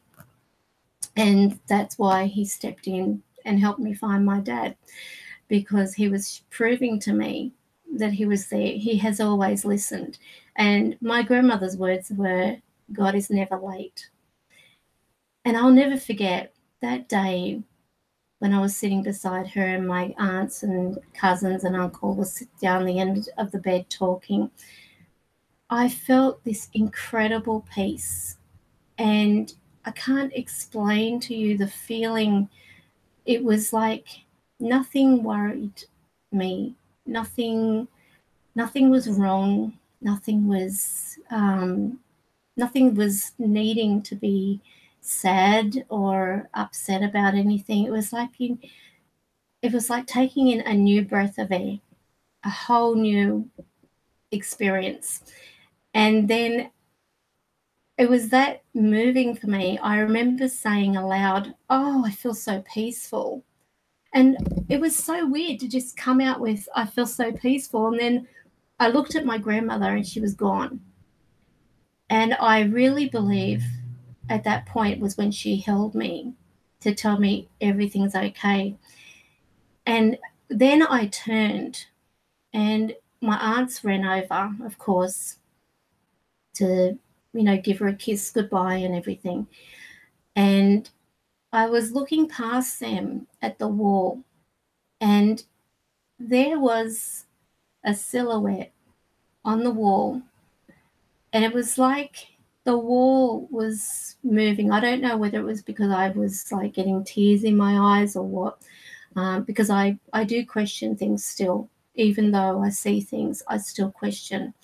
And because my grandmother, she did say to me one thing, always question what you see, because if it's not God's choice, if it's not something from God, it will go. You have to question everything. So I'm trying to analyze this, and then I begin focusing. My apologies. I don't understand. Did you hear that? This happens when I've got someone around. They're just interacting with the things. So anyway, God, it's caught me off guard. So I'm looking over at this wall, and next minute I'm seeing my mother's figure, the silhouette of my mother standing in what looked like a doorway, like a dome kind of doorway.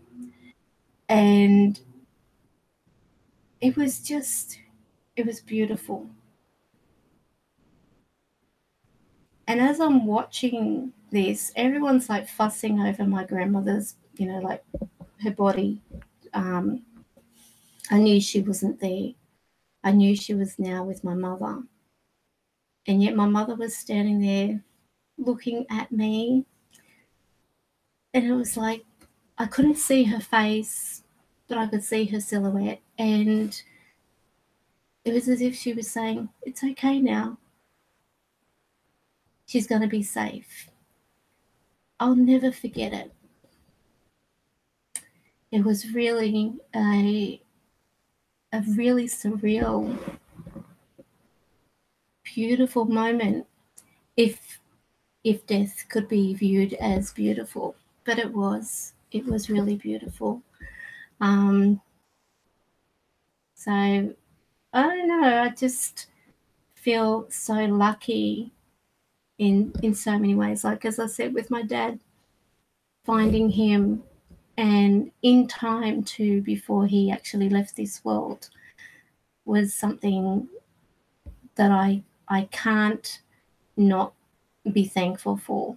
Even though we never got to see a physical face-to-face moment, and I had all these dreams of going over to see my dad, but the money just didn't come. It just, whatever was going on in my life at that time, the money wasn't coming. And I thought, why is it, that God's letting me know him, but then I'm not having the chance to go over? And it was like one thing after another, one setback, one payment after another that would pop up, that I would have to come with money. And I was working my butt off. And I even got to this job where I worked my way up the ladder. Within 4 years, worked my way up from being in a call center right up to being face-to-face rep. And, it was so hard to get time off and everything. Then within 2 months or 2 weeks, was it 2 weeks or something? I'm trying to think. After finding my father, and this was a funny thing too, about that particular night when I was saying, you don't exist, God, and blah, blah, blah. And then I even said to him that if you want me to meet somebody, you're going to have to bring them to me, because there's no way I'm going out to look for any partner or whatever, because I was divorced at this point. I was lonely, but I didn't have it within me to go dating, if you want to put it that way, or going on these things to meet people. And so I said, you're going to have to arrange that as well. And he's basically going to have to land on my doorstep. And in about 2 weeks' time, I walk out seeing my veranda ceiling with this massive split that appeared out of nowhere. It ran right through the light fixture. And all I kept thinking is, that light fixture is going to come down on top of somebody. And God help him, if it does, because I could just see the whole ceiling had this massive crack that appeared from nowhere. I thought, what the hell? And so anyway, I'm ringing around to get somebody out. No one could get out. and I was in a freak out mode, like, what the hell's happening? The house is falling apart. Anyway, it then got to a point where I found this company that could get somebody out. They come out, and it was my now ex. And at the time, he was a good person. He was a decent person. And he was just, like, when he came out, he said, I'll hop up. I'm not meant to do these ceilings. I'll have to organise for someone else to do it. But I do roof tiling. He said, I'll get up and I'll have a look and see whether there's possums or something getting into the roof, and check the tiles and everything like that. And I said, oh, okay, well, thank you. He gets up there. He's pottering around up there using the putty thing or whatever to fix certain areas that he said were little tiny gaps, and nothing major. As he's climbing down the ladder, all of a sudden, out of nowhere, it rains, and it rained and rained and rained. It was incredible. So we're standing on the veranda talking, and then he's admiring at that point. I had a lovely garden, and he was talking about the garden and, you know, stuff like that, and the ponds. And I thought, this is so weird. You know, I'm talking to this guy, but didn't even invite him inside. Then all of a sudden, it eased up, and he said, okay. So I signed the thing and whatever, and he went. 5 minutes later, there's a knock at my door, and it was him. And I said, I thought I must have left some tools or something. And he said, he had a bit of paper in his hand. He said, you seem like a nice lady. If ever you want to go out, here's my number. And I was taken aback, and I said, I'm a mother. And it was not quite. But anyway, then that's to the comment, this is like a scene from Titanic. Anyway, then I took the number, as you do, and I said to him, I'm a mother. I wasn't flirting with you. This poor guy, he must have thought, you know, I'm trying to be nice and she's brushing me off. And then I came inside. It took me 2 weeks to get the courage to even phone him, because I was like, I can't ring this person. I'm not like that. I'm not that kind of woman. Anyway, it was so weird. But that was the second thing that I had actually said in my woe moment, crying myself to sleep, saying, you don't exist, you know, you don't care, you don't love me, or why am I praying for you, blah, blah, blah. And he sent someone to me. And we were together for over, 12, 13 years. So it was, probably wasn't the best relationship God put breath into, but they came to me. As I had said, that's the only way I'm going to meet somebody, because I'm not going out there looking. And I'm an old-fashioned type, I don't believe in going out looking for a partner, going on chat dating things or anything to that nature. So, yeah, there you go. But it was so weird. But as my grandmother said, God is never late.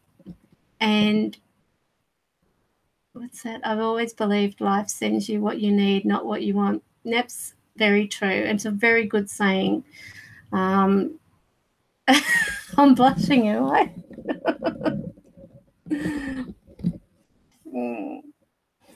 Yeah, probably a little bit of blush on anyway, so not just all me.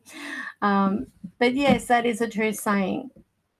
And some things, they're there to teach us something about ourselves, about what we really need in life, I guess. What do you think?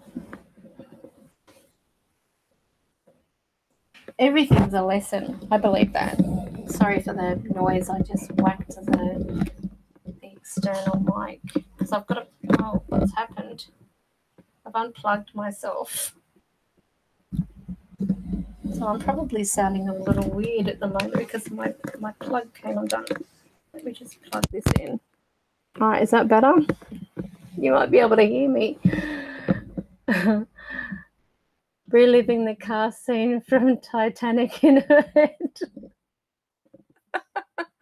Who? Me?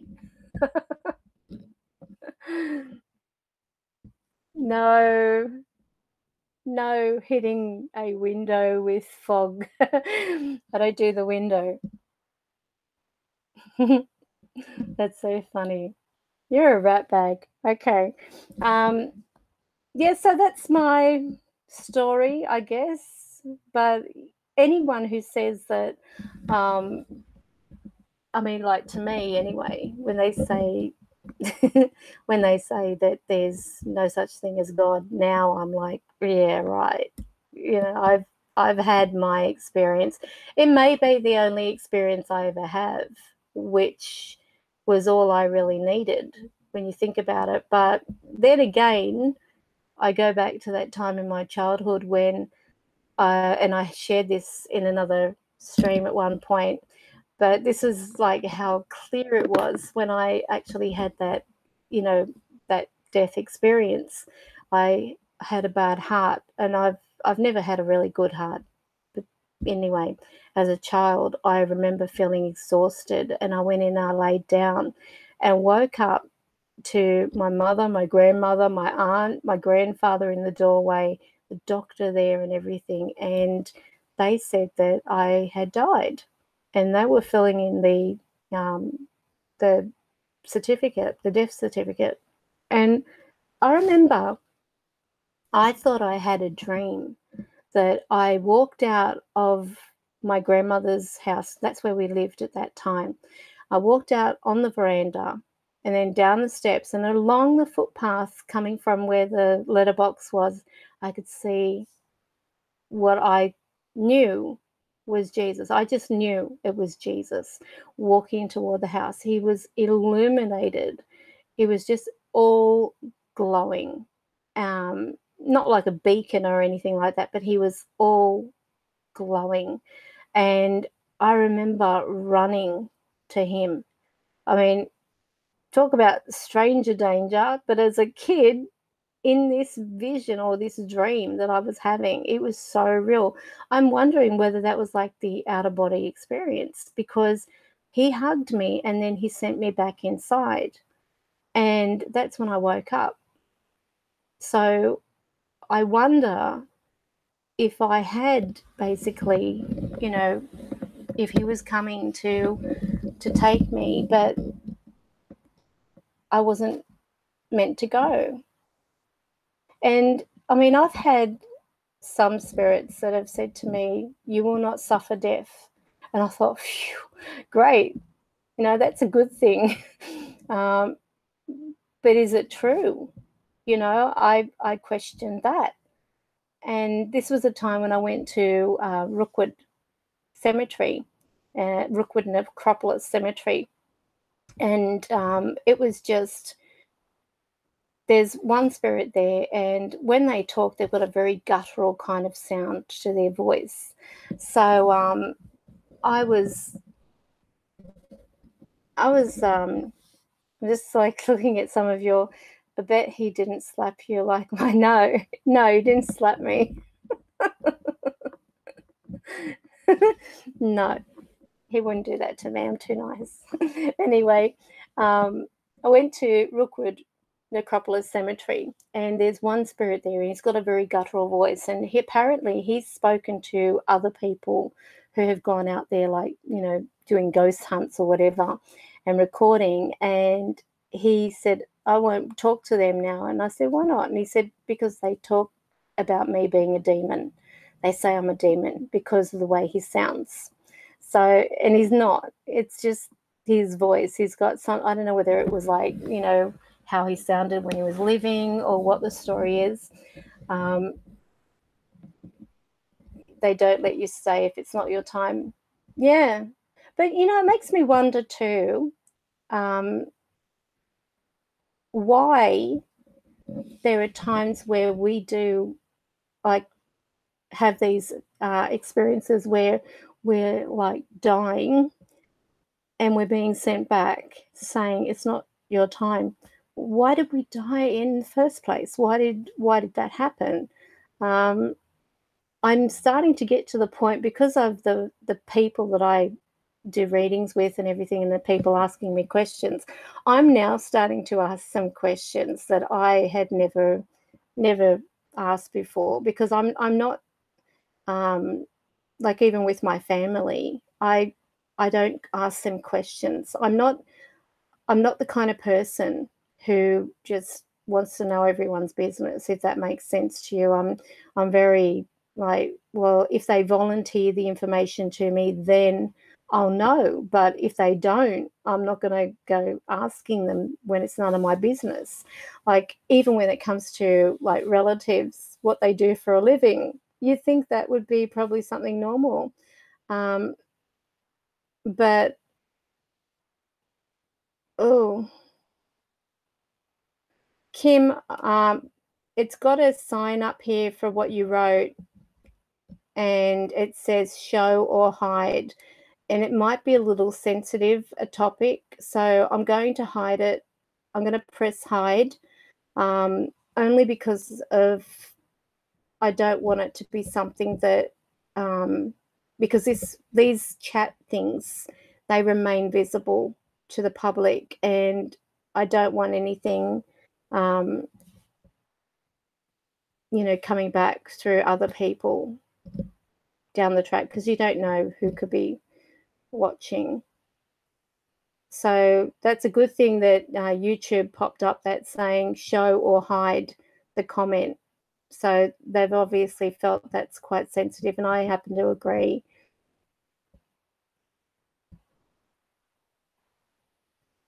So I hope you don't mind, but it is out of respect for you. That you don't have to be sorry. That's okay. So it does make me wonder about why certain things happen. You know, like why is it that we would even have that moment of having a death experience, even as a child, only to be told it's not your time, you've got to come back. I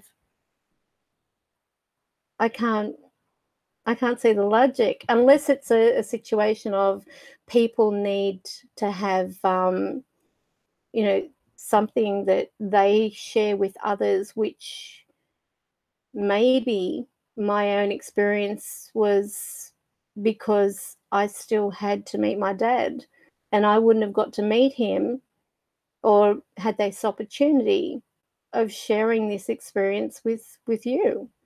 Who knows?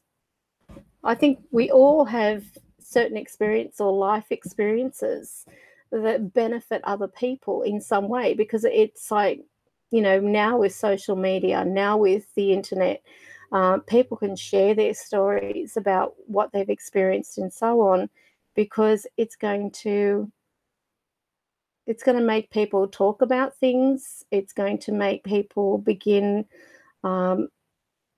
looking at things in their own life of what are blessings and what are blessings in disguise.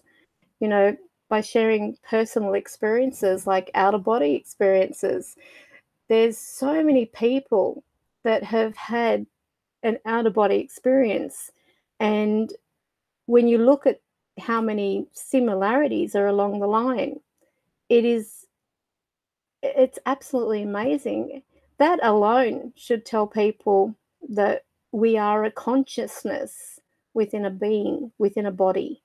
That consciousness, if it can, you know, leave the body even momentarily and go places that physically may be impossible to get to, without the use of public transport or something else. It is just, you know, how can anyone say that there's no continuum of life?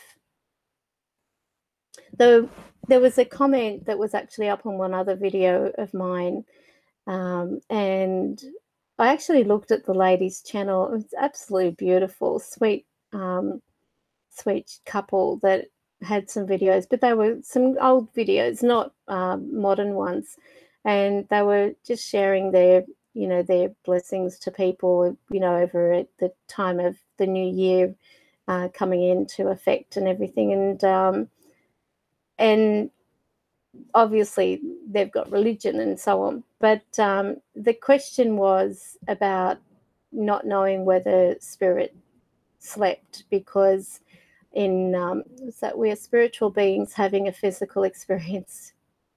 Yep. Think how many things that you would find significant to you influence you for the rest of your life. Yeah. Very, very wise you are above paranormal. Some of the things you come out with, I don't think you realize how deep they are. Even if they're someone else's sayings or quotes or whatever, they're quite deep. But getting back to each person's individual experience, when they find others who've had a very similar experience to them, how can they say that there is nothing beyond our physical realm? This is what's amazing about life itself, you know, like the fact that, you know, when you've got these communications that are happening now, not just to mediums, not just to psychics and so on, but normal average Joe Blow having these encounters of, you know, communication and so on, I do believe in some degree that the veil is becoming thinner. Whether this is where, I mean, and I'm not saying this is a case, but I'm just using this as a, you know, a wild card, thinking aloud, if you want to put it that way. If, who's to say that, you know, when they talk about the end of the world coming and the dead will rise and the living as well, you know, those that are chosen to go on or whatever, do go to that heavenly place. Who's to say that with the veil growing thinner and the communication that we have around us now, who is, you know, like that could be a case of we are coming to the end of times in this physical experience. Once the communication is growing stronger, people are having personal experiences, things that there is no way it could be anything but a paranormal experience, a spiritual experience. I've had ones where I've had spirit that have come through, and the way that they talk is really like, it's not like a normal English type of thing. If you listen to that that video I've got up about, you know, can you hear the ITC and the e.v.p? There's one particular e.v.p in there which I threw in for good measure, and it's, can you speak through the light of the angels? Or you need to speak through the light of the angels, something like that. And this particular recording I captured was when I was at the office, and I had this male around me. He followed me not just to the office, but even when I had to go to hospital and everything. And the way that he spoke, I mean, he spoke very clear, very precise English, but the way that he would put his words together wasn't like a common type of speaking, if that makes sense to you. And I probably am not making any sense. But I feel that that one was actually like an angel around me. I've never seen that particular spirit, I need to mention. I've only heard them. And in this case, you know, it's just incredible with the communication that does come through, the things that we capture on tape recorders, or we don't use tape anymore. I remember capturing a lot on tape recorders. Wow. But that's why I love technology to that degree, because you've got some evidence. You can't say, I mean, the way I look at it too, when I hear certain things and I'm communicating with them and they are talking with me, of course, there are good spirits and there's bad spirits, just as there are good people and bad people in the world. So in that respect, when they are communicating with me, I mean, I can only take on face value that whether they are a good spirit or a bad spirit, you know, depending on what they say, that is. I usually feel a different type of energy coming off that spirit anyway, to sort of give me a clue that they are bad. But usually the bad ones are, you know, trying to hurt me in a way that of what they're saying, you know, like putting me down or making comments about what they're going to do, or threatening to do either to myself or my pets in particular, and so on, because they can be very nasty. So in respect of those types of spirits, I ought to sort of get that automatic feeling, just ignore them. Don't encourage the communication with this one. I then ask my guide, Soella, to step in. I ask angels, I ask God. I then speak, you know, in prayer. I turn to prayer very, very strongly. That I think everything is subject to balance, including that between the living and the dead. I think that the barrier between the two has needed to change to bring this balance back. Yes, I guess that's true. Who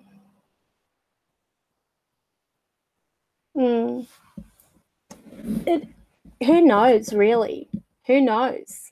I can't say I know all the answers. I don't know all the answers because I haven't asked enough, I don't think. But I'm starting to ask certain questions, because I know that, you know, people are coming to me and I can't give them answers unless I have them.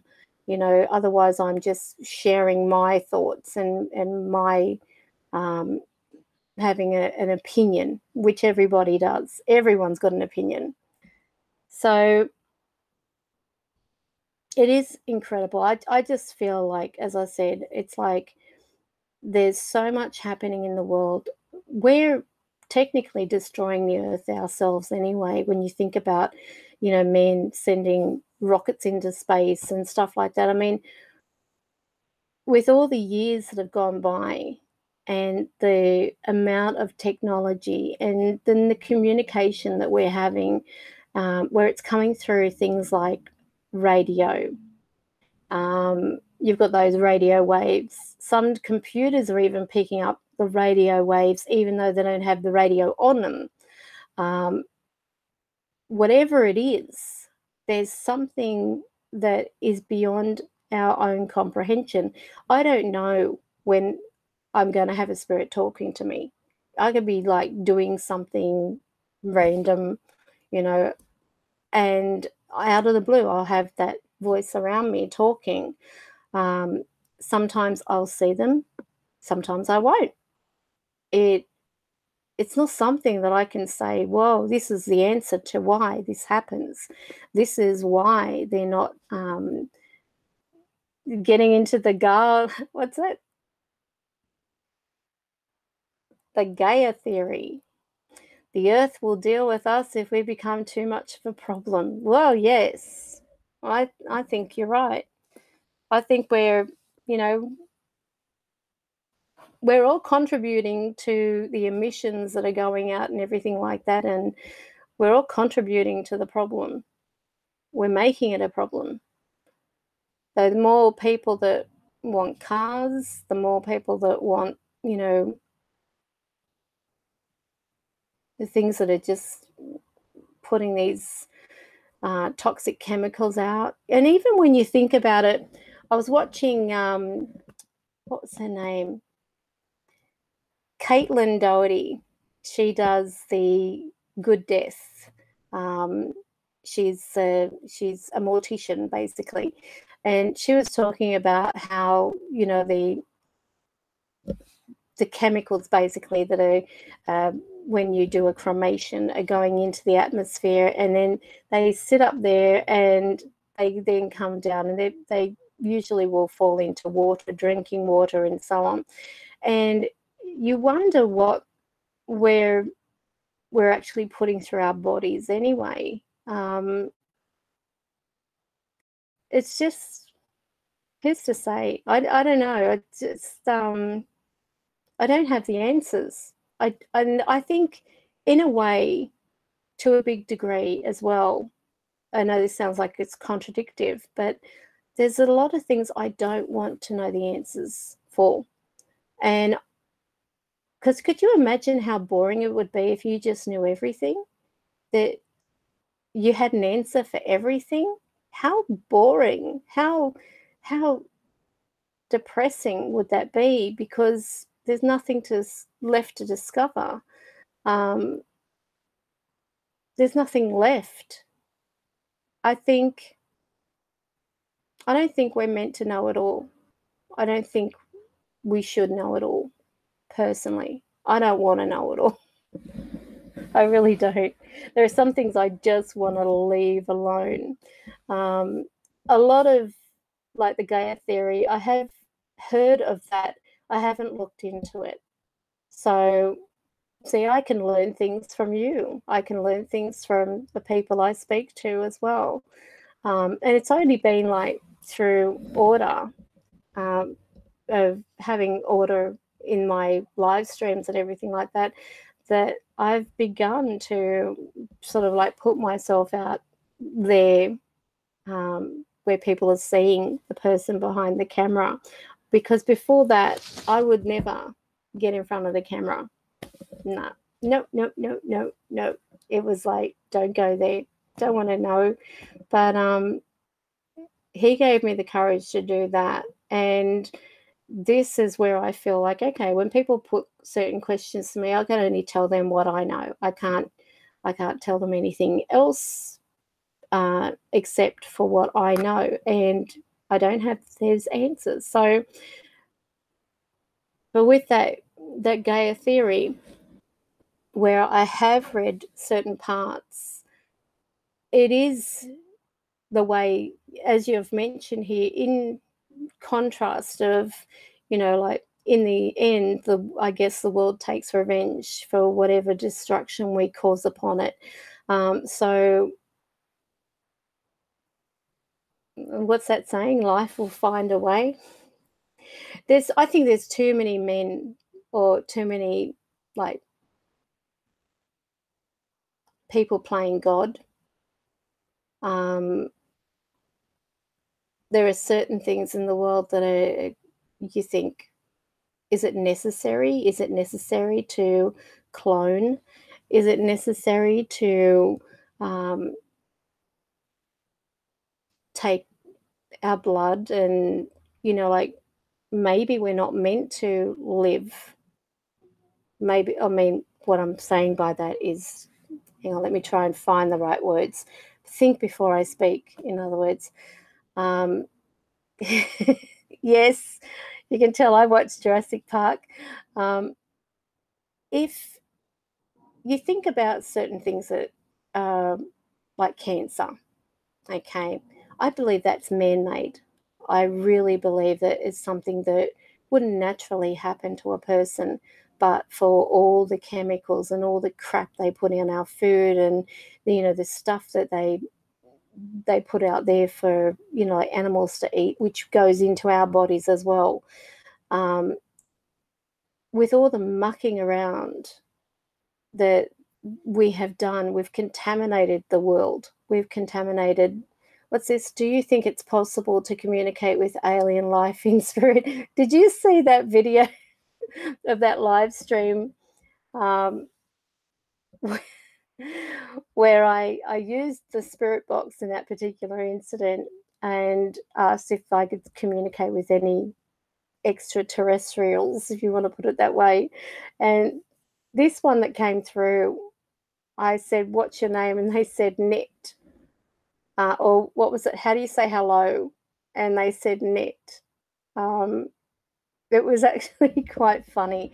I do believe that there are extraterrestrials. You have to have a look.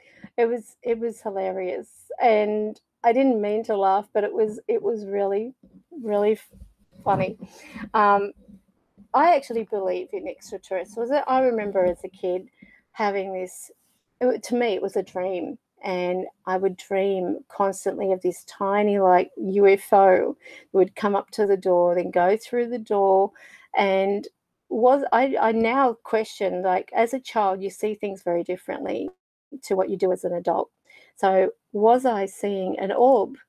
Because it actually went through, it manifested through the actual doorway itself and came into my room. And it was like, the way I saw it was like a UFO, but I don't know, maybe it was an orb. So anyway, this particular day, I remember being in the car with my grandmother and my mother. They were in the front and I was sitting in the back seat. And did that light just come on? Hello. Okay, so I've got some activity starting to come up around me. Can you turn off the light?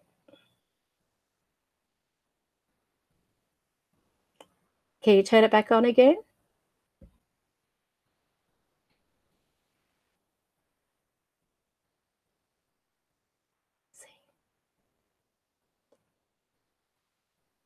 Is this D? If it's D, can you turn on the light?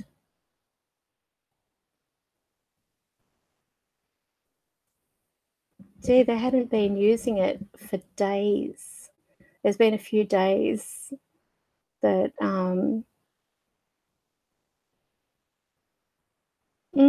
okay. Well, we'll see. So as I was saying, as a kid, I remember sitting in the back of this car, and all of a sudden, my mother came to like a I don't know whether it was like a stop sign or something, and then this light was in the sky, and it was over near there was like a factory. There was like a lot of factories and a lot of vacant land and everything behind it or in front of it, one of the two. And I remember looking out of the window, as you do as a kid when you're driving in the night type of thing. And I'm seeing these stars, and they look like 3 stars, like in a triangle. I'm thinking, oh, they're, triangle shape. And then as I was watching it, we're still stationary at these lights or stop sign thing. And I remember there were train tracks nearby anyway, so it could have been that, either there was something going on with the track, or when trains go by, they have that. But anyway, this particular order of these stars started to change. And at first I'm imagining one went up further away from the other two, and then it just went right across the other side, and it was like it disappeared. It sort of like was bright, and then nothing, complete pitch black. And then the other two came close together, and then they shot up directly upwards and basically vanished. And I remember my mother, she must have been watching it as well, because she said, "Did you see that? They're UFOs." And my grandmother didn't see it, so she said, "Oh, I didn't see anything." My grandmother occasionally would. So it was so weird. And then I remember having so many dreams after dreams after dreams, where I'm looking up at the sky and the sky looked alive. It actually looked as though I just heard something. If that was you, can you turn on the light?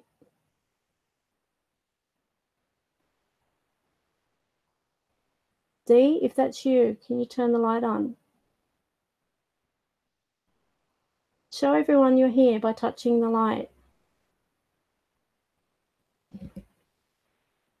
Let's see. So anyway, I'm excited now because of the fact that they haven't been around for quite a few days. And to see the light come on, that is, it's exciting for me. Anyway, when I say that the sky was alive, it was incredible. It was like I could see all this activity above me. I could see colors forming. I could see like the aurora borealis moving, but it wasn't. It was actually like planet dust or just the sky was illuminated and active. It wasn't like the sky when you look up at it. It was so much more. It had so much life within it. And I can remember having this same vivid dream all the time. So I'm wondering whether me talking about this has what has brought that activity through. But they're not doing it now. It's weird. It's like the light came on and I just sort of like caught it as I was watching the chat thing, and on the video beside it, I could see the light. I'm thinking, God, they're turning the light on. So what's this? A trillion stars in the universe. God knows how many planets. No way we are the only one. I don't think we are. How can we be the only one? Seriously. And you know what's in there? We go again. So I wonder if they're saying we're not the only one. Can you turn off the light? If you want to communicate, turn off the light. Are we the only ones in the universe? All right, if we're not, make the light come on.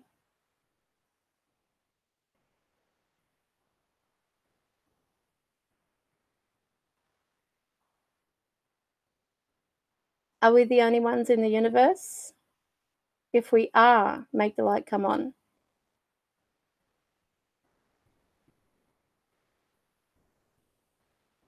All right.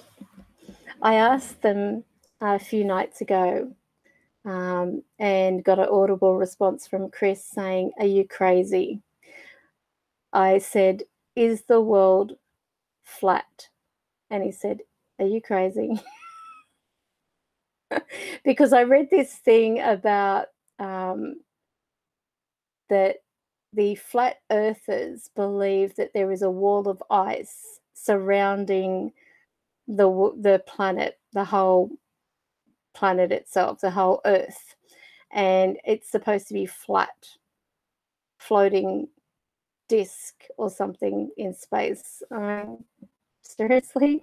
But anyway, I guess I'm not going to know that answer until I am on the other side, and then I can leave and go looking and find that out. Isn't it crazy the amount of attention brought to the earth being flat? Anyway, so I'm going to ask if they want to communicate. If you want to communicate, that is, can you turn the light on if we are not flat? If our planet that I'm on is not flat, can you turn on the light to show me or to show everyone?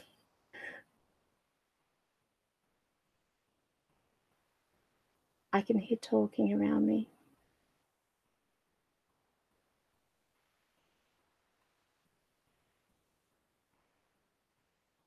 So we're not flat?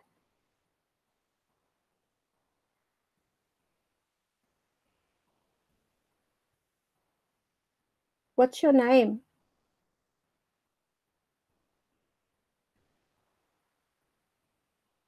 I can hear a female mumbling.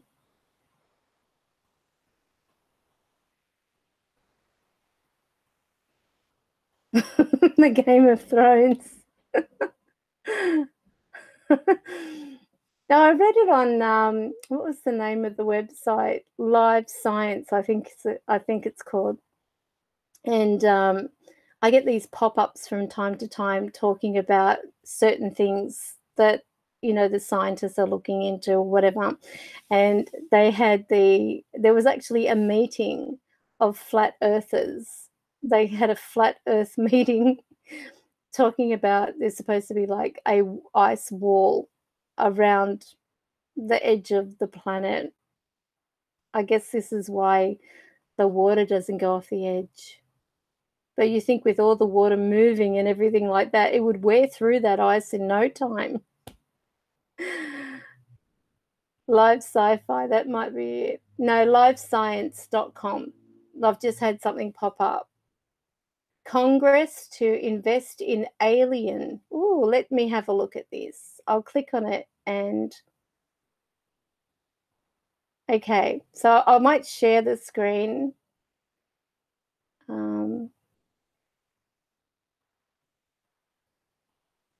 Here we go. Congress wants to spend $10 $10 million to search for aliens, and Texas is to thank. Okay.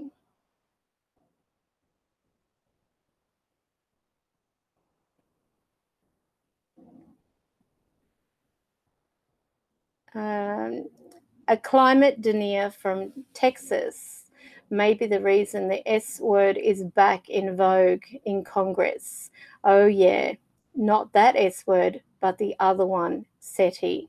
That's right, Congress is talking about spending a bunch of money on the search of extraterrestrial intelligence, or SETI, for the first time in 25 years. The US House of Representatives has proposed a bill that includes $10 million in NASA funding for the next 2 years to search for techno-signatures such as radio transmissions in order to meet the NASA objectives to search for life's origin, evolution, distribution, and future in the universe. Such techno-signatures would come in the form of radio waves that have the telltale features of being produced by TV or radio type technologies. An intelligent civilization could also produce those signals intentionally to communicate with other civilizations like ours. If it passes, it would definitely be a sea change in congressional attitude since Sen. Richard Bryan terminated NASA's SETI program. The High-Resolution Microwave Survey in 1993, renowned astronomer Jill Tarter, what a horrible name, former director of the SETI Institute, told Live Science in an email, here's what the Tarter is referring to. In 1992, a huge NASA SETI initiative was launched in order to build instrumentation so that observatories could comb the cosmos for signals from alien civilizations. For instance, the High-Resolution Microwave Survey was hooked up to Arecibo Telescope in Puerto Rico for just that. A year later, however, Nevada senior Bryan shut it down and said he became unmentionable. Greetings, Earthling. Bryan made it clear to the administration that if they came back to SETI in their budget again, it would be good for NASA's budget. Tarter told Marina Corin of The Atlantic, so we instantly became the four-letter S word that you could say at headquarters anymore. Couldn't say at headquarters anymore, and that has stuck for quite a while. She added that the funding proposal seemed to be an extension of the efforts of Rep. Lamar Smith, Texas, to bring attention to the search of life beyond Earth when he was chairman of the House Science Committee. Smith, who announced that he will retire at the end of his term this year, is a known denier of human-caused climate change. Human-caused climate change. Try saying that 5 times. If the legislation clears the House and passes the Senate, the result would be huge. It allows for new instrumentation to be built, data collected and analysed at scale by a global community, Tata said of the 10 million. Of course, the hunt for the intelligence beyond Earth has not stopped, as private companies and other organisations have funded it. But buy-in from the federal government is a big deal. You need to remember that this is an authorization bill, not an appropriations bill. Even if it passes, the appropriators may not provide any SETI funding in their bill, but if they do, that would be a very big deal. Said Tata, who was the basis of the heroine Ellie Arroway in Carl Sagan's novel Contact, and in the adapted movie by the same name. Okay. Tata is adamantly ecstatic about the possibility of such federal focus on SETI, but you don't become the director of the SETI Institute by keeping your feet in the ground. Bring it on, but don't stop there, Tata said about a potential funding. Earthlings everywhere are fascinated with this search and care about the answer. So we should create an international endowment for searching the intelligent life beyond Earth. The backers should be private individuals, enlightened corporations, US federal agencies, and agencies from other governments around the world. She added, by smoothing out the funding roller coaster that has characterized this research field from the beginning, it would be possible to attract the best and brightest minds with the best ideas from everywhere. She commits to the long-term search efforts that might be required for success. Alien greetings just around the corner, Tata said. We have the technology now to search for more distant and fainter signals in ways than we haven't tried before. But that doesn't guarantee success in the near future. So there's $10 million spent with no guarantee. The cosmos is vast. We may not yet be looking in the right way, although we are doing the best job possible with what we now know. The correct perspective on timing, Tata said, is summed up by the line from a paper published in 1959 in the journal Nature by Giuseppe Cocconi and Philip Morrison. The probability of success is difficult to estimate, but if we never search, the chance of success is 0. Fair enough. So, what did you think of that? Who knows? Now I've got no visual for some reason. My camera. Ooh, what's this chroma thing? What the hell? Chroma. Let me have a look at this. I don't know what that is. Oh, that's that silly thing that comes with the camera. So I turn that off to show the background. It makes like if you have a chroma key background, so if you want to like have this image behind you and you've got a green screen, then it shows up showing some other bloody background. What? So let's see, never get the truth from the government. We've yet to see. What's that? Check out Rex Bear channel. They're hiding the fact that there was a genetic manipulation, so the link never existed. We'll never get the truth from the government. Nope.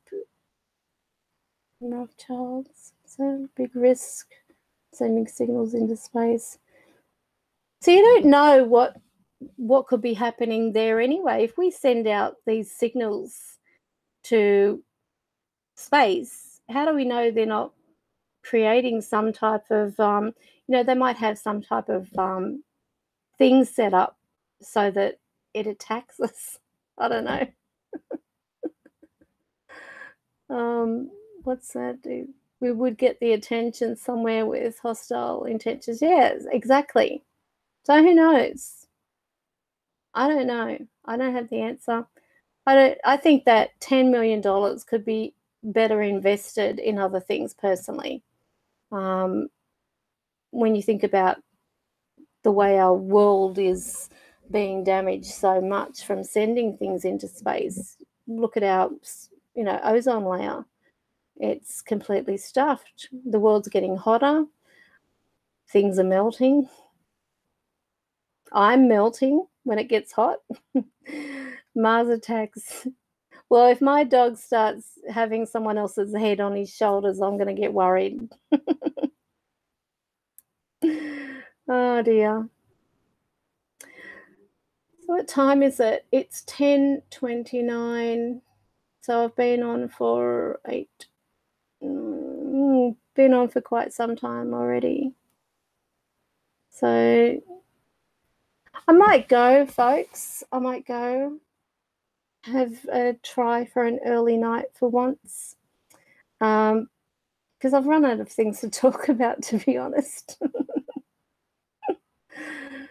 Hi, Roberta. Thanks for joining just as I'm about to leave. And, so are you still there? The one that was turning on the light? Do you want to turn on the light again?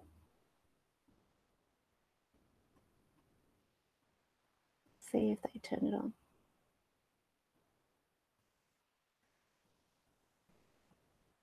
Can you turn on the light?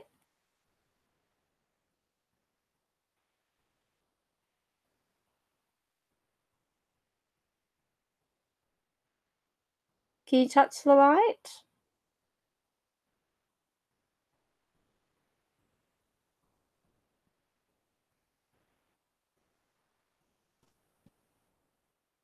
They did it.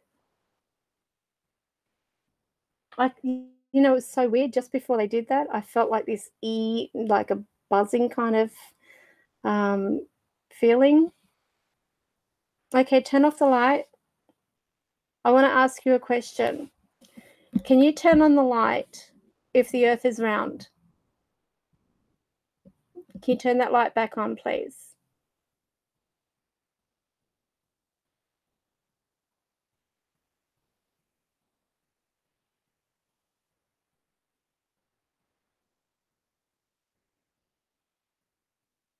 Is the Earth flat? I think they're playing with me. Is the Earth flat?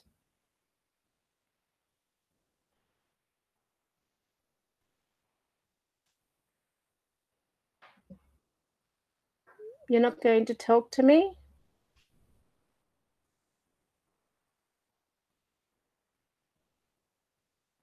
Do you want to turn the light on to say hello to everybody watching?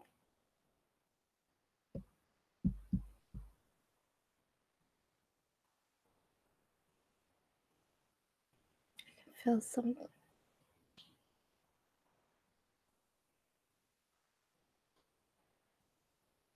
I can hear you very faintly. So if they're talking this ear, I hear them better. But if they're talking on this side, it makes hearing a little harder. Can you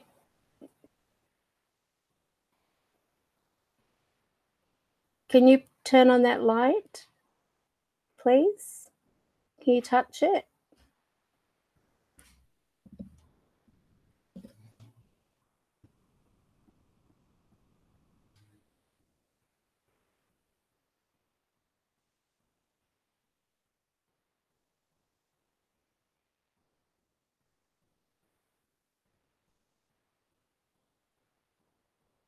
I think because of the fact that I paid attention to them. Okay. So they turned it on. I know. My daughter stands in the doorway holding up a piece of paper. The world is not flat.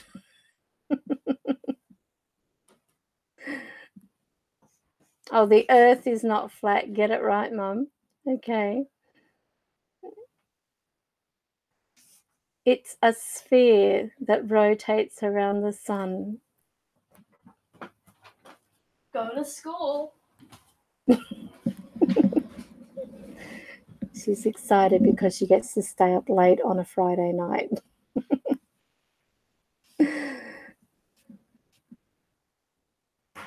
Okay. If you turn off the light, then we can ask a few questions that you might be able to answer. So you can show visually by turning that light on to people watching. Is there more than one world for the afterlife? Is there more than one world for the afterlife?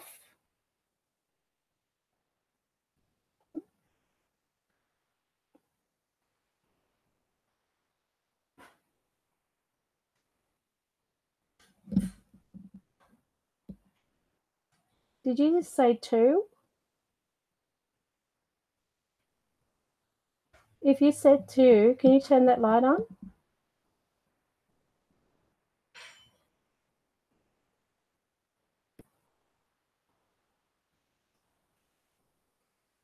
I just heard I don't want to. Can you turn the light on, please, just to show you're still here?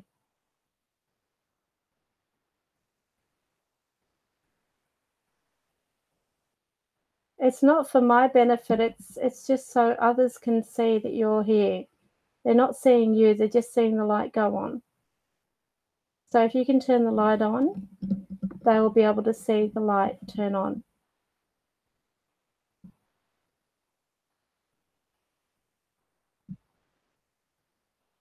You can talk, you know, into what I'm holding. So if you talk into this, then your voice can come through.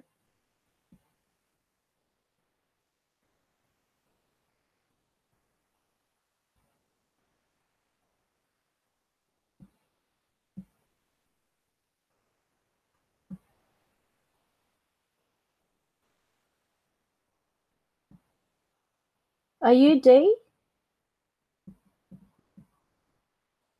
Are you the one that said your name was D before? If it is D, can you turn that light on? You haven't been around for a while. Are you going to communicate with me? If you can do a visual communication, that'd be great. They just said yes. Can you turn the light on? I'll leave it up to you.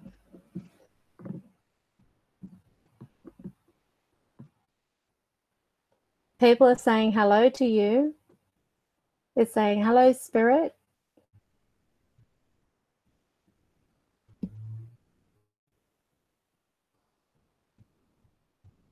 If you turn the light on, that'll be your way of saying hello back to them.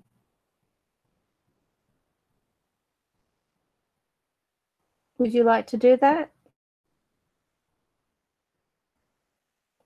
Good morning, Nurse Calls, Kim Wood, Liz Hall, Above Paranormal. Who else have we got on here? Hello to my friend.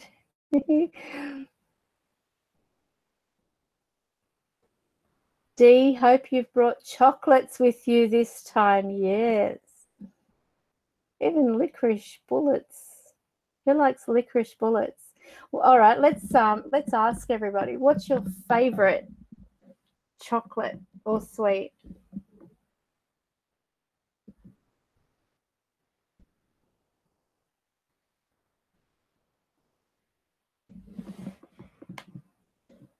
Have you heard my ankle click?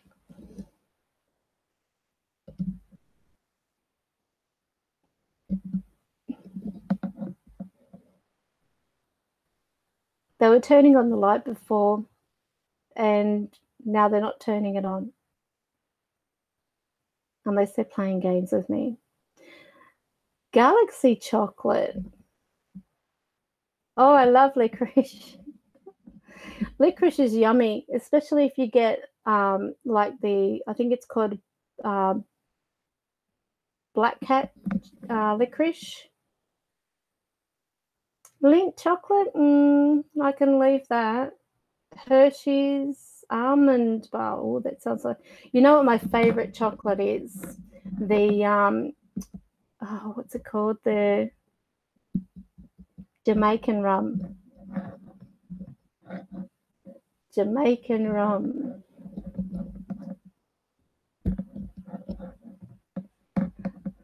There's a little shop in Sydney, in the West, and it's actually called the Dutch House. And occasionally I'll go over there and I'll get some of their licorice, but it's a very salty kind of licorice because it's from Holland. So females need their chocolate during that time. They just turned on the light. Did you bring me chocolate? Love chocolate. Oh, choo-choo bars. Yay. I sure do.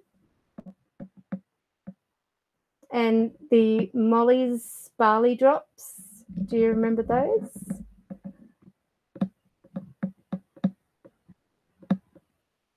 Little barley sugar drops. They were delicious.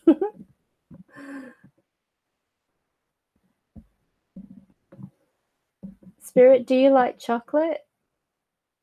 If you like chocolate, turn on the light.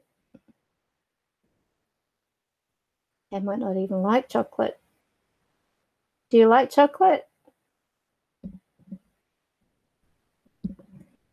You can get sherbet fountains over here with a licorice stick in them. Throw the licorice away. That's the best part. Who remembers, I remember, when was it, in primary, we had those, was it primary? Trying to think. Primary. We had these little, I think it was sherbet, but it had like a chewing gum in the middle of it. And it had like a little toy that would come with it. And I used to always get the parachute guy. He would be wrapped up in his parachute, and it would be like a little plastic man. He'd be a parachute jumper, and the paper would be like, you know, those party hat things that you get in those bonbons. It was made out of that kind of paper.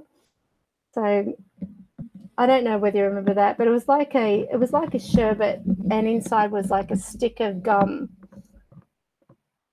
I don't know what they were called.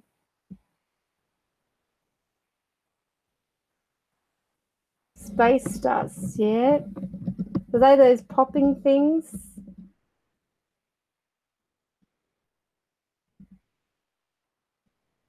I can hear him talking.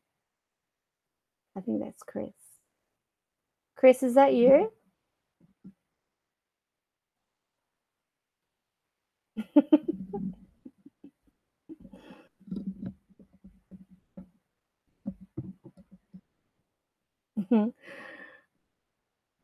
Spirit, do you like sweets? I remember when I would go to a cemetery, the spirits wanted me to bring Kit Kat. They'd say, I'd say, do you want me to, next time I come out here, do you want me to bring something? And they'd say, Kit Kat.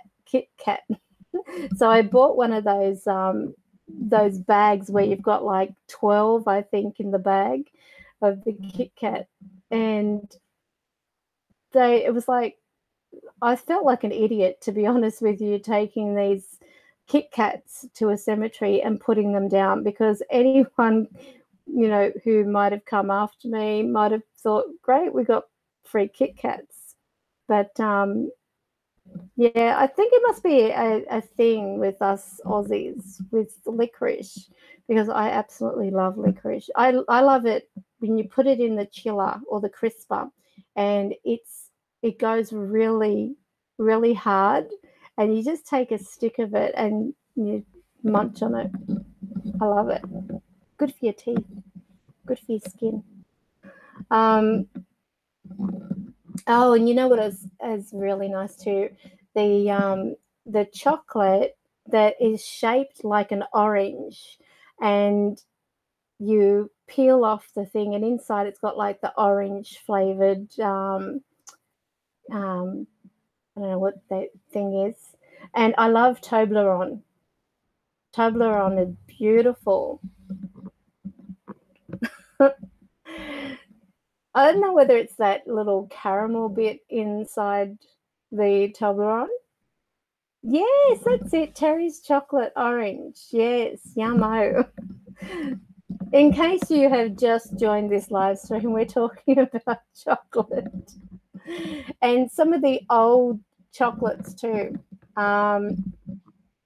Think of, oh, do you remember those ice creams that used to have like pomegranate berry things all over them, and it was on top of a vanilla, like a vanilla paddle pop, but it was dipped in, it had these little tiny pomegranate beads all over it. I can't remember what it was called, and I can't find them anymore either, but they were delicious. I love pomegranate. But yeah, this thing had like little pips of the pomegranate all over it. It was absolutely beautiful.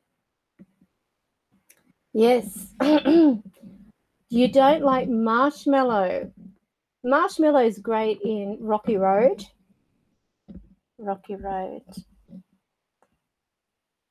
I'm getting hungry. It's like eating a sponge. I remember I went through a stage where I was getting creative with melting chocolate, and I would dip strawberries in the chocolate halfway.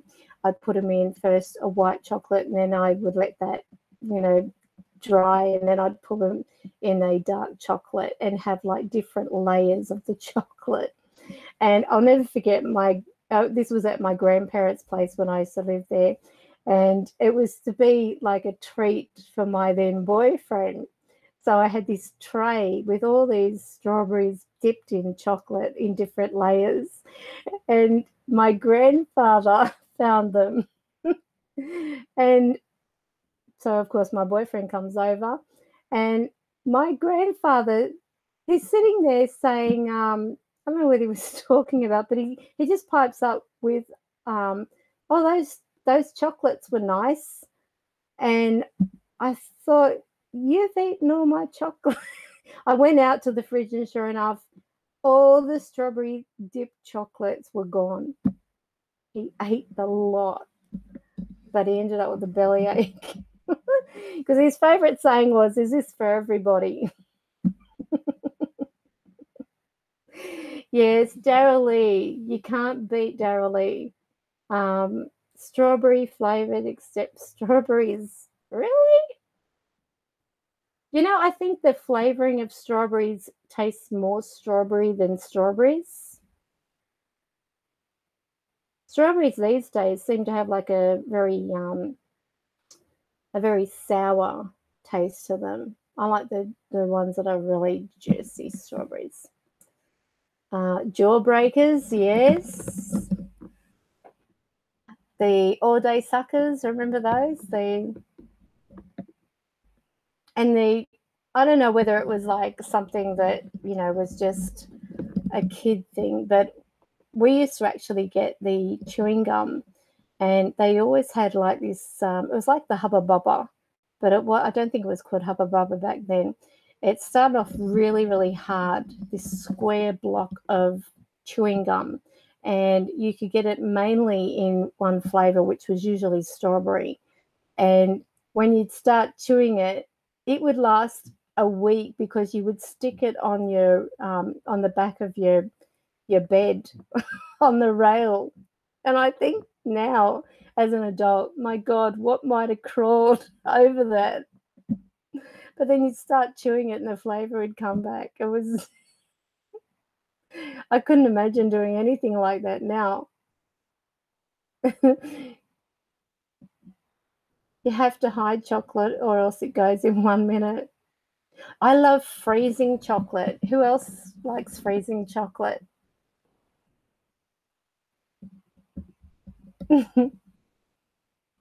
No, I don't like Nutella. My daughter likes it.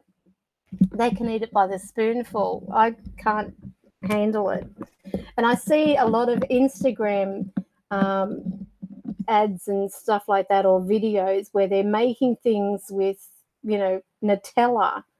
And I think, oh, how disgusting. Bazooka, yes. So, does anyone remember far back? I'm probably going back further now. There used to be like when we had firecracker night, they used to have like some throwdowns, and next to the throwdown packet was like a little bag, and it had like the gold nugget chocolates, little gold nugget, and they were chocolates, not just like the chewing gum gold nugget, but they were chocolate ones. Do you remember those with the little throwdown packet? Or am I the only one who remembers them? I think they still sell those gold nuggets, but I see them mainly as chewing gum. Yeah. So with the freezing chocolate, I love it with the Jamaican rum, or the the fruit and nut. The only ones that I really like are fruit and nut or the Jamaican rum.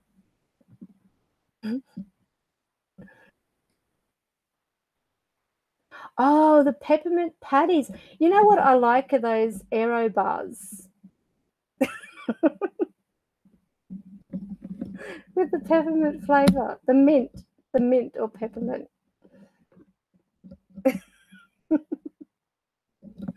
Coca-Cola, what was that? Cola cubes or pineapple cubes? Oh, the pineapple ones are nice. I haven't tasted the Coca-Cola ones. Fizzy Coke bottles, yeah, I've tasted those. And I used to love the milk bottles. And remember the teeth lollies? Who else still gets the teeth lollies and puts them up?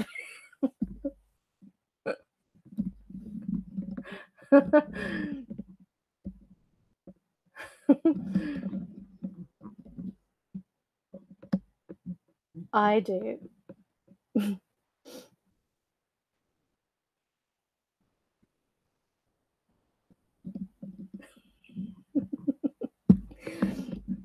was so funny. The teeth are horrible. I remember it was one night there, I was sitting there, we were watching a video or something, and we bought a bag from the DVD shop or the video shop, and they had like the mixed lollies, and I grabbed the teeth ones out and I stuck one set of the teeth up here and the other teeth down the bottom, and my other half was talking, and I just like turned casually towards him with these teeth standing out. It's so funny. Yes, the candy cigarettes.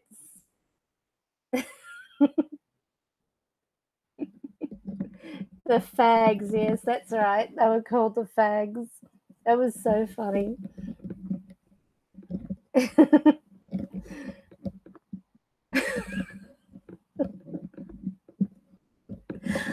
What else did we have? Oh, you know, I went through this phase. I remember in high school, I absolutely loved those corn horns. Oh no, I'm not keen on corn horns. I used to love those muesli bars. They were called a muesli slice or something, and you'd get them in like banana flavored with oats, rolled oats and everything. I went through that phase in high school. Absolutely loved it. Oh, wine gums. Oh my goodness, yeah. And aniseed rings. I like aniseed rings. Jelly babies, yes. I used to like the chocolate jelly babies. Well, they Chico babies or Chicos, I think they were called.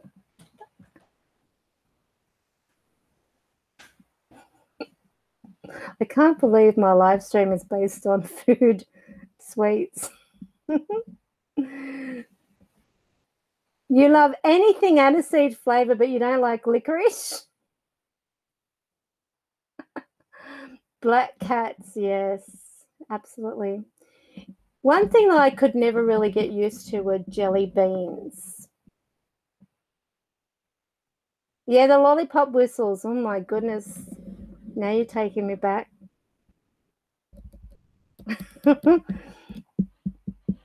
Those lollipop whistles, they got me in trouble once. I was at the beach. I went to Cronulla Beach. That used to be my haunt. Every weekend we'd go down to the beach, and I was blowing on my lollipop whistle, but didn't realize that some particular guy thought I was whistling at him, and he was just a really weird person. So because of the fact that I used the whistle pop, he sat beside my towel trying to chat me up. And I said, I wasn't whistling at you. I was just whistling, not at you. But he couldn't take it. It was like he had this thing. The worst time, talking about beach incidents, I'll never forget, I was sunbaking, and then one minute the sun's there, beautiful, and then there's this big shadow that sort of like casts itself over me, and I thought, something's blocking the shadow, the sun. So of course I open up my eyes, and there's this guy doing a handstand, blocking this. Oh my God, too much. Doing a handstand in front of me. He blocked out the sun. I'll never forget that. I think I've been damaged because of that handstand guy. It was so funny. I think he used to do it to a lot of women. It's like once you see, you cannot unsee the handstand guy, because he didn't wear shorts. He wore what we used to refer to as dick stickers. There was a horrible term, but that's what they called them. Not nice. I've been damaged because of that. I think I threw something at him to get out of my sun. Get out of my sun. That was about the only time I think I ever sunbaked, when I would have been about 17 or something. Now I don't go in the sun. I haven't been in the sun really for years. Oh, Rolos, yes. And Rolos are nice when they're put in the crisper, so they're cold. No, I couldn't unsee it. Even now, at my age, I still. Oh, and you know what's worse? I think he would be much older now. So it would be. No. Glad I got a good funny of a memory. Yeah, thanks a lot, Kim. Maybe he's D. Are you D? Are you the one that did the handstand in front of me? No. I hope not. Well, folks, it is almost 11 p.m. So I'm going to go now. Usually when I say I'm going, they start wanting to communicate. So, well, I'm going to go because it is 1 minute away from 11. And I had fun tonight. I had fun talking about chocolate and sweets, which is something, you know, one mustn't really think they were going to get on a live stream tonight. I bet you didn't think tonight's topic would be based on chocolate. Yes, you have a lovely weekend. Enjoy it. And Sunday, for those that are actually part of the private group, I'll be doing that on Sunday, probably about 5 or 6-ish, something around that time. So I hope you all have a great weekend.